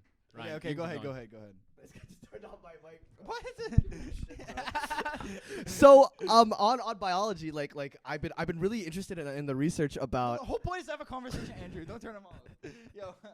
this guy's being Jason Calacanis right now, bro. It's the You big are shit. being Jason, bro. Did you see the podcast? Did you see the podcast? Did you see the contest? I didn't want to go there. I don't want to go You there, didn't bro. want to. Turn the mics back on. Yeah. I didn't want to use it lightly, bro. This is not light. All right, Sit down, go ahead, bro. John. Sit Go ahead, down. John. Go ahead, John. For so I've been super interested in the biology of that because I've been so aware that or rather interested in the rather the intricacies of your your gut biome Oh, yeah, intertwined yeah, with yeah. your food diet. And I've been really looking for good researchers who could actually guide me, because I don't know if the dietitians have direct access to that. So I've been looking for It's a actual specialty. scientists. Like it'd be a dietitian Yes. who specializes in gut biome. Exactly. My mom actually told me that she knows of someone who like specialized in that. So I actually might meet with them at some point. I spoke with somebody like that. Yeah. Like in research, like they're in here. Oh really? And they're doing like brain slices of rats on what affected, like in intertwined, like they gave them different For, like, the probiotic rat gut yogurts. biome? Yeah, they Okay. changed like different like probiotics in yogurt and see how that affected them, and they like changed a bunch of variables, and they said like, yeah, this has an immense effect. And Yeah. even in my own life, I've had there's this times where I like, if I overload on carbs, for example, like I used to eat Captain Crunch a lot. And I remember like I'd get, but it's genuine, bro. Captain Crunch is crazy, super sugary, man. And I used to eat like 3 bowls a day, super unhealthy. But like I loaded on that so long, and I remember I felt like shit because one time I wasn't eating Captain Crunch ever, and it got reintroduced back to my house. There's no way. And like I kept noticing like I had a huge brain fog, like genuinely I was Deadass. like fucked. And then like I just like I ate maybe a lot of sugar. yeah, and then I just stopped doing that. Different. Everything was gone. Like I literally It's like stopped doing cold inflammation in your showers, brain. Like that's what Yeah. I looked at a bit of research for what, like brain fog is, and it's like literally inflammation of your brain. which is super scary. And it's scary like how much things what we put into ourselves that could be affecting us in Yeah. ways that we don't even understand. No, exactly, and that's the thing for me is like, especially when I don't know what the specifics are for it, I'll just be like, fuck it, because it's like, oh well, I already don't know what it like. It's kind of like caveman brain, but like Yeah. it's like, oh, I already don't know like what I'm putting into my body, so I'm just gonna eat like this Cliff Bar, eat these cookies Yeah. now, like not really think about it too deep. So yeah, it's definitely like one of those things where it's like literally like. It is fundamentally like if you look at how your brain works, how your body works, how all of it is tied together. Like you're not just a brain, right? Like you're a whole human being, and so all of it is related, all of it ties together. And part of that is like how you're gonna be eating food and shit. So you have to be aware of it. And another big one for me is drinking water. Like I find I have more energy in the day when I drink water. You know what I found? I actually drank too much water. Really? I started eating so much, and I felt like really like I had a huge craving, and it's Yeah. because I was just I was hyponatremic. I just didn't have enough like sodium because I would chug like more than shit. 2 liters. Yo, we start eating eggs More and than 2 bacon for liters. breakfast, bro. Yeah, I literally started eating eggs Yeah. with salt. I would just add salt. I would No, still drink the no. same amount of water. No, but like I still would drink the same amount of water. Okay, yeah, My I get cravings disappeared. Okay. And it was just subtle things that would like really put me off my workflow because Yeah. sometimes I'd be working really hard. I'd be like, fuck, I really need food yeah, right now. yeah. And it's because I drank too much water, or I didn't have like enough salt, or I ate too much carbs, No, and I'd honestly, be craving I all would day. recommend like meeting with a nutritionist. I found it pretty valuable, but it's expensive. Yeah. And then I'd say like the other thing is that I was you thinking of can- building an AI model that would do that for me.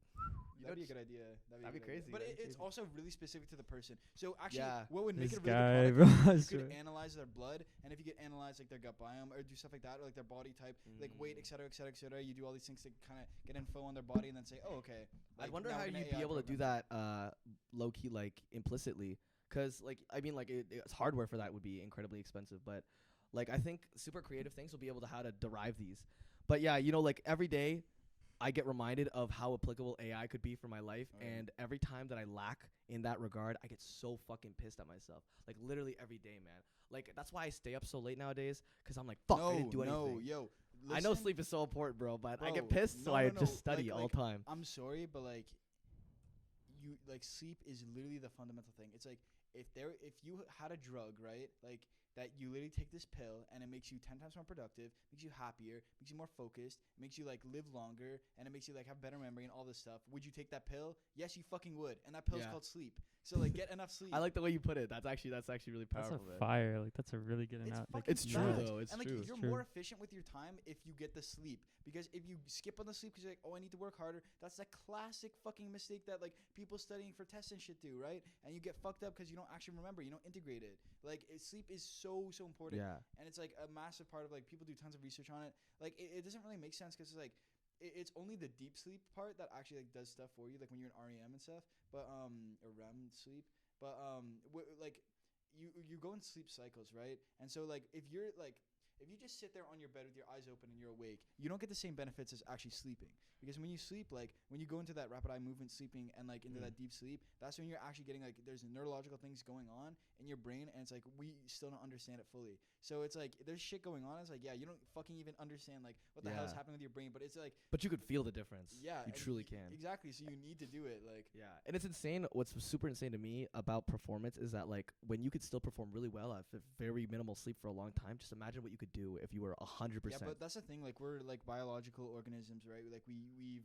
It's like saying, oh well, what if I never had to eat? Like what if I never had to drink water? Like it's not how we work. Like, No, I'm saying what if I did sleep 100 fully every time? Like how would I be? That's what I'm saying. Better. That's what I'm saying. And like honestly, bro, like if you're ever feeling like why am I in a rut right now? You're not getting like good enough sleep. Like for me, I get into bad ruts when I fuck up my sleep, and it's like I stop waking up when it's also like it's when you go to bed, but it's also when you wake up, because when you fuck around with when you wake up, it also fucks up your routine for your days and working hard and shit. So like sleep is so important for so many different things, but it's like especially like habits and stuff like that and routines, like your circadian rhythm and shit. So like it's all of that, bro. No, genuinely, it's actually so true. I'm just writing down notes because like every time I get an idea, I have to write it down, bro. Okay, I should start a podcast. Pardon? You two should start a podcast. Yo. So Phantom, yeah. What would be? Yeah.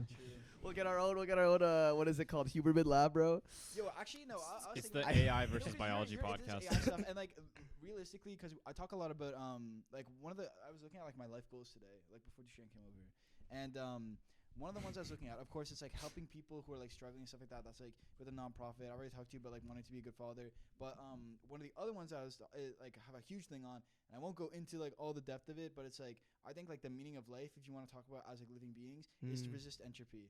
And I think that's it's a whole thing that I could get into. Like I think we want to wrap up right now, so I won't. But I think the same thing. That's what we were talking about way back in December. Do you remember that? So, the whole conversation, bro. So what I want to say though is like when I'm much older, I feel like as much as like helping with like nonprofits, helping change the world is like useful.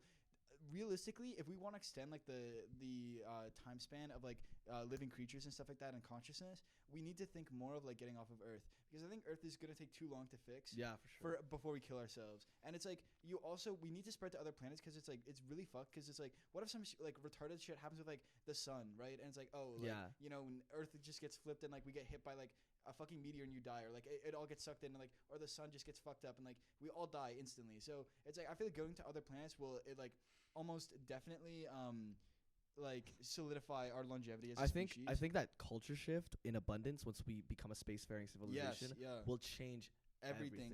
Yeah. But so for me, like I really want to look into augmenting the human body with robotics and AI, like when I'm much older, like after I become a doctor and I'm very rich and stuff like that, because I want to have that money. Like I say, I live in an apartment, but I want that money so I can start to do these crazy things. And I want to do like the research into like robotics to enhance humans and like aerospace tech. Like I want to actually go into engineering for like aerospace when I'm older. I might go back into school and just like look at that. That's all I want to do right now, bro. Yeah, I know, low key, but like I also know that like I need the money to get things moving. That's another reason why I want to be a doctor, so that I can like have like that, just like it's like definite cash. And once I start like a private practice, it's like you're only working like, because like once you start like in a hospital or whatever, you're getting like 60 hours a week, right? It's fucked up. But once you go into private practice, once you're in private practice, it's like you're making half the hours, double the cash, right?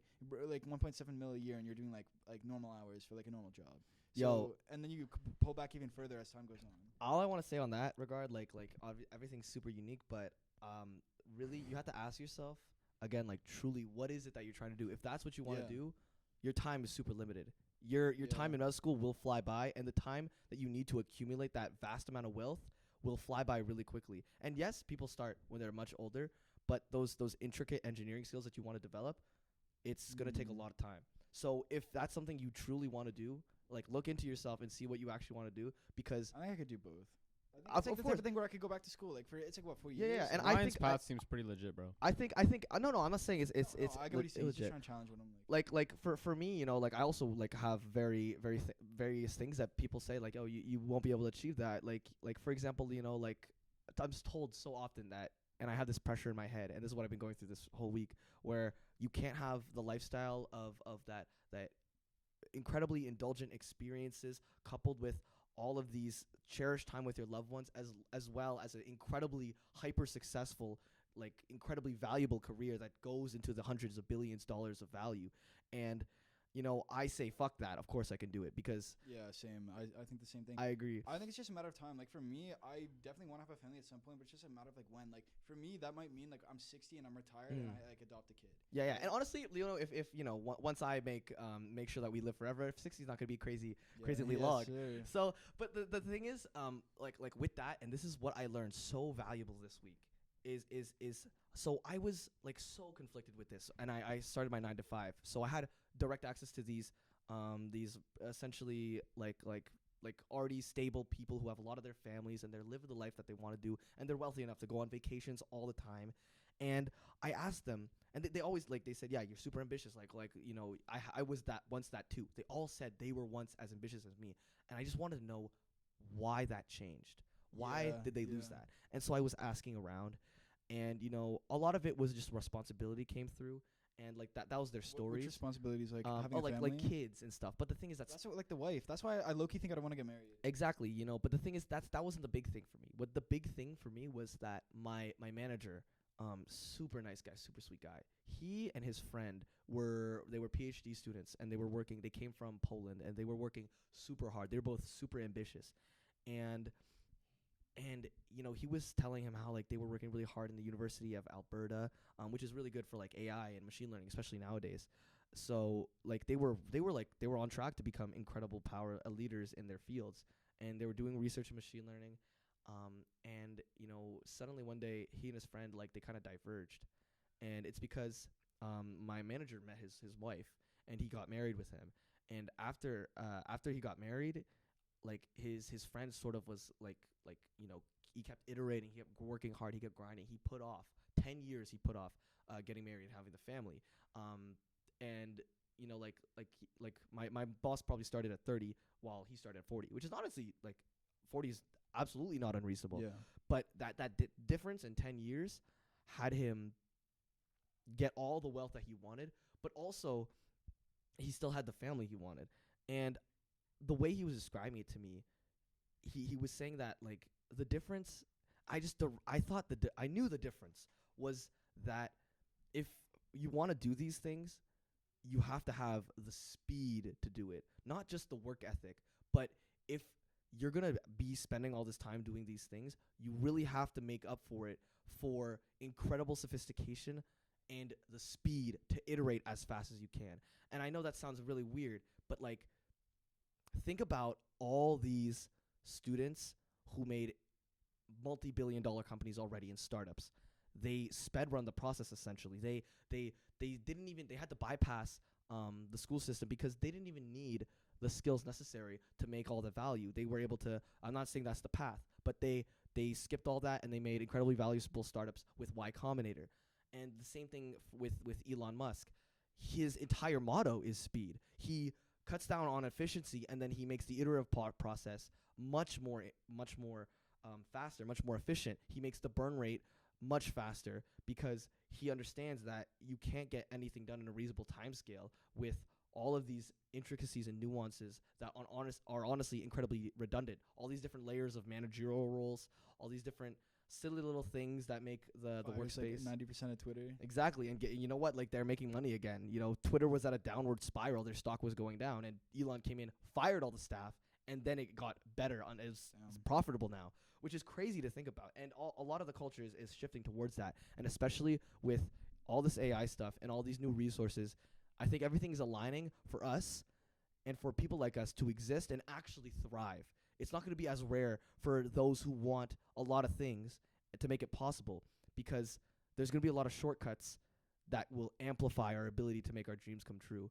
So I think it takes a lot of sophistication and a lot of strategy to make sure that you can accomplish what you're doing. So that's why when people say all these things, and when I get equal criticisms, I never think what they're saying is, well, I mean, obviously sometimes they're just genuinely shitting on me. But what it is that you should be hyper aware of the strategy that you have to create in order for you to get that, because putting yourself in the best position will be an incredibly meticulous effort, and it's definitely possible. All of it is possible. It's just that it's going to be a lot of work. And that's why I always disappoint myself every single fucking day, because I know I could have done a little bit more, and that would have put me in a better position. And every day that I don't do that, it's like a little fire's burning brighter inside of me saying, you are running out of time.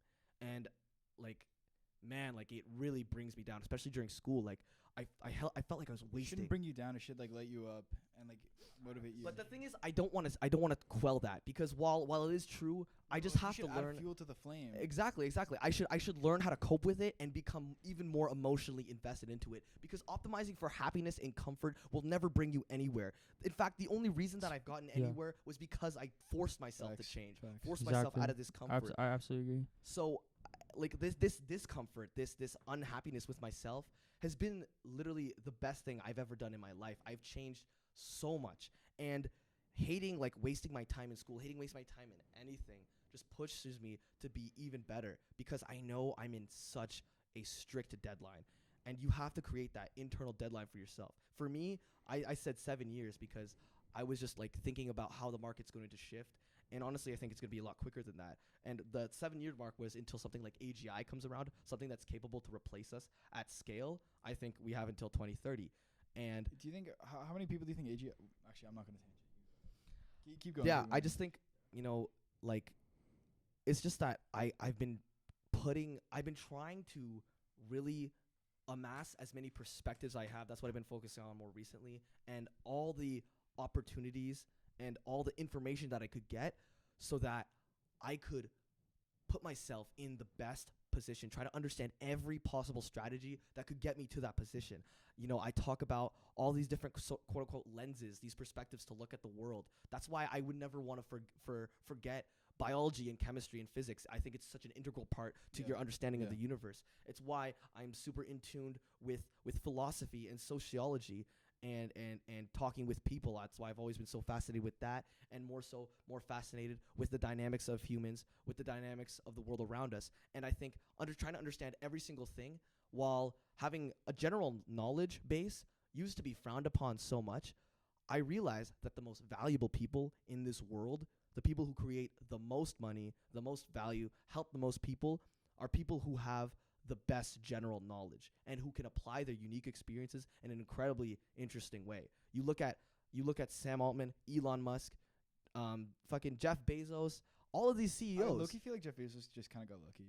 I don't think so though. He's had incredible experiences with business, and I think it was the right place, right time. but he was a physicist, and he worked on it. Really? Yes, he was a physicist, and he worked on it for 10 years. 10 years he was working on Amazon, until it actually made genuine profit. He was initially a book company. He saw an issue. He wanted to read more books. He was in tune with philosophy, in tune with all this stuff, and now he's living the life he wants to be. Same thing with Elon Musk. He was a physicist, but he was also into finance. He was also into science and physics and engineering. That's why he's so like he has such a broad knowledge. I think I saw a clip of that of like talking. I think it was Joe Rogan talking about Elon. Yeah. Or someone on Joe Rogan. They were like, Elon Musk is crazy because like you'll have him talking to like top engineers and stuff like that. Very fluent conversation, Yes. and then he'll go talk to like the analytics guys. And that's the thing. At some point, like it's super admirable to be incredibly skillful at one thing, but I think being more skillful at strategy, at that vision, and at managing that vision, managing yourself is way more important. Yeah. Because you can always hire somebody smarter than you, and there always will be somebody smarter than you.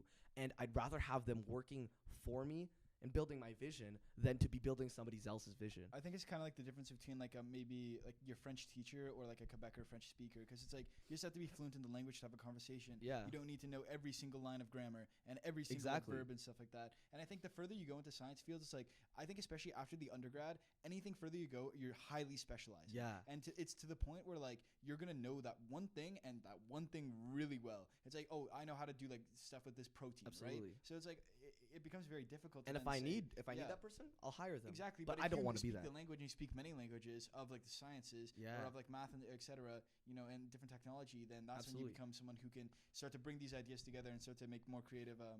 Absolutely.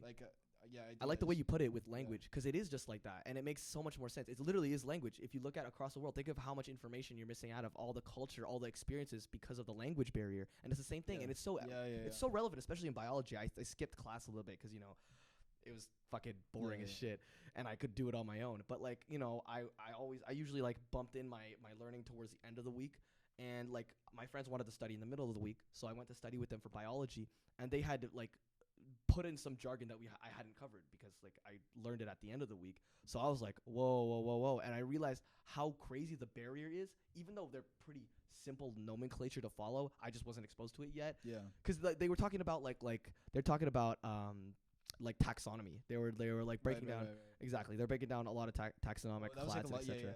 Yeah. There's a lot of terminology. Like they were talking about like allosteric evolution, and then on top of that, etc. Sister branches. Exactly. So like I was so shook. But like think about like it was literally just like 1 minute. Yeah, one video. lecture. No, like OCHEM's the exact same thing because it's like you miss one lecture and like they're talking about like Grignard reactions and it's like, oh, what the fuck does this even mean? Yeah. Like, and actually no, with OCHEM it's crazy because we spent like a lot of time for it, like just learning how to write an organic chemistry reaction. It's like what the arrows mean, stuff like that. So it's literally the language of being able to write it down and like what the symbols mean for like having it. Oh, is it in the 3D model? Is it going forward? Is it going backwards? And stuff like that for like different like bonds. So it's literally like learning languages for a lot of it. And it's so important. I think it's so important because if you have a vision, man, and you could understand all these things, think about all the different ways you can apply have to it. Specialize in one thing though. Oh, you for sure you do because you have to be you have to be that person that provides the value to the people who have the that's resources. how you get money, I think. And exactly. I think having money is essential. But then you know like be able to do other things. But that's the thing, right? Like it comes with a lot of strategy. You have to truly understand.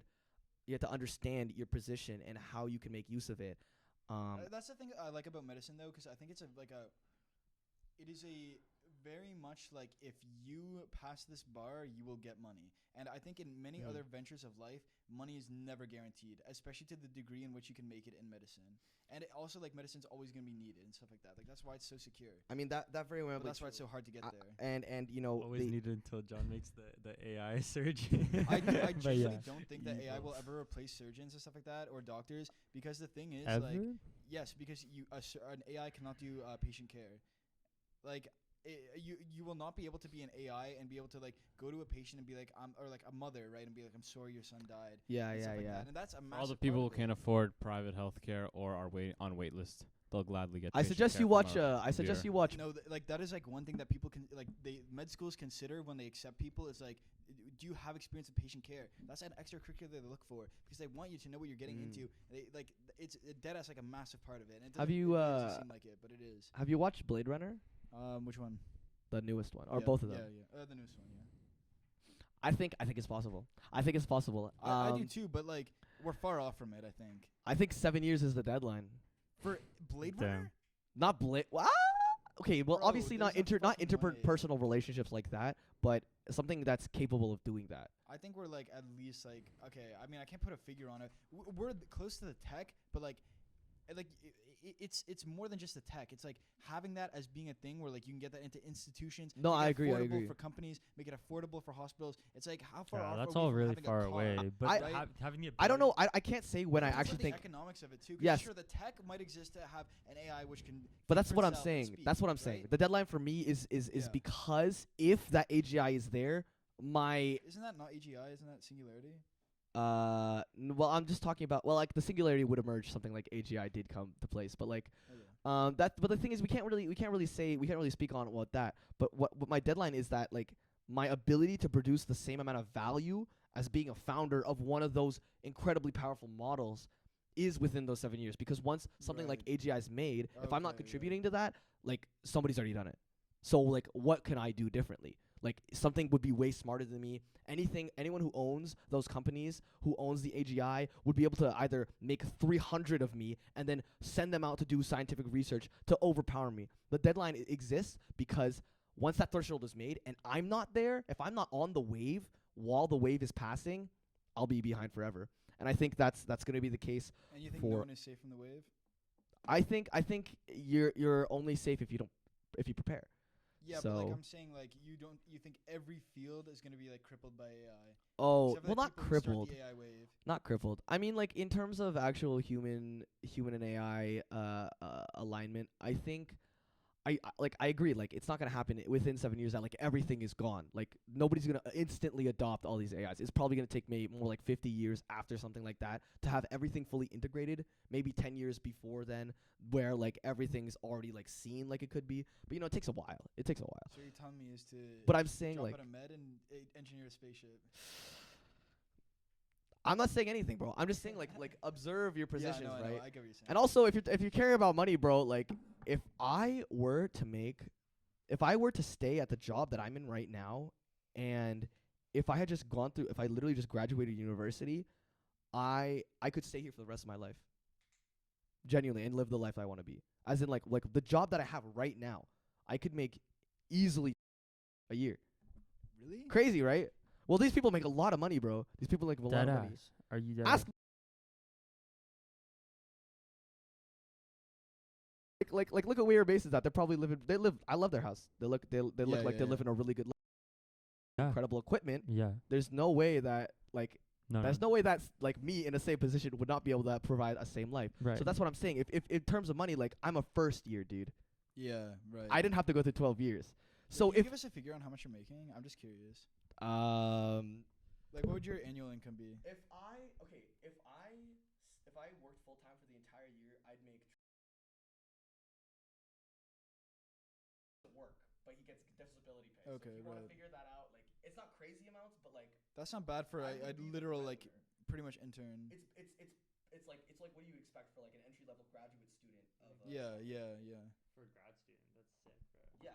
I mean, like I'm in a very lucky position. I'm in a very lucky position. I don't even really think so. I think you just have the right networking for it. So like That's why I'm It's like saying curving the distribution, right? yeah, exactly. You know, So like 90K. it was, but that was super lucky. That about there, the singularity convergence would Yeah. get me to that job. I just so happen to be passionate about something, and you know, putting your passions out there. Well, when you put yourself out there, yeah, then you get something. yeah, right? putting your passions out there is incredibly valuable, and so that's why. What? 85, 90. Yeah. Yeah. Okay, but I'd like, make. No, I would make that much money, bro. yeah, Crazy, I dude. know that's wild. And then you know like just a few more years climbing like the ladder in the government, like you're 200. But I don't want to do that. I know. I could if I stayed in this job and I kept doing it. Bro, I make. I'm saying if I climb the ladder, bro. I told you to negotiate. That's not 30, and you. If I climb the ladder, bro, I could easily make 90K. No, it's because the pay grade. If I graduated university, the steps increase. The maximum is like. I thought you mean you're making 90 right now. No, making 90 right now? Are you crazy? Yeah, that's like 60 right now, right? 60. Yeah. 60, yeah. No. For this summer, bro, I'm not making that. No, Right now. No. If you worked all No, year. you're- Oh. This year. Yes. This year. Yes, it's 60. That's still crazy. No, I'm saying like I'll show you Still the be pay the scale, bro. breadwinner. I'll show you the pay scale. Actually, I don't Because know. the pay scale goes up. The pay scale, like Hella quickly if you if I work. stayed in this job literally 4 years, I think the maximum for like a graduate student. Yeah, we could. Sure, yeah, you wanna start the clean- Shout out MOTVPOD. I love you guys. Bye bye. Thanks.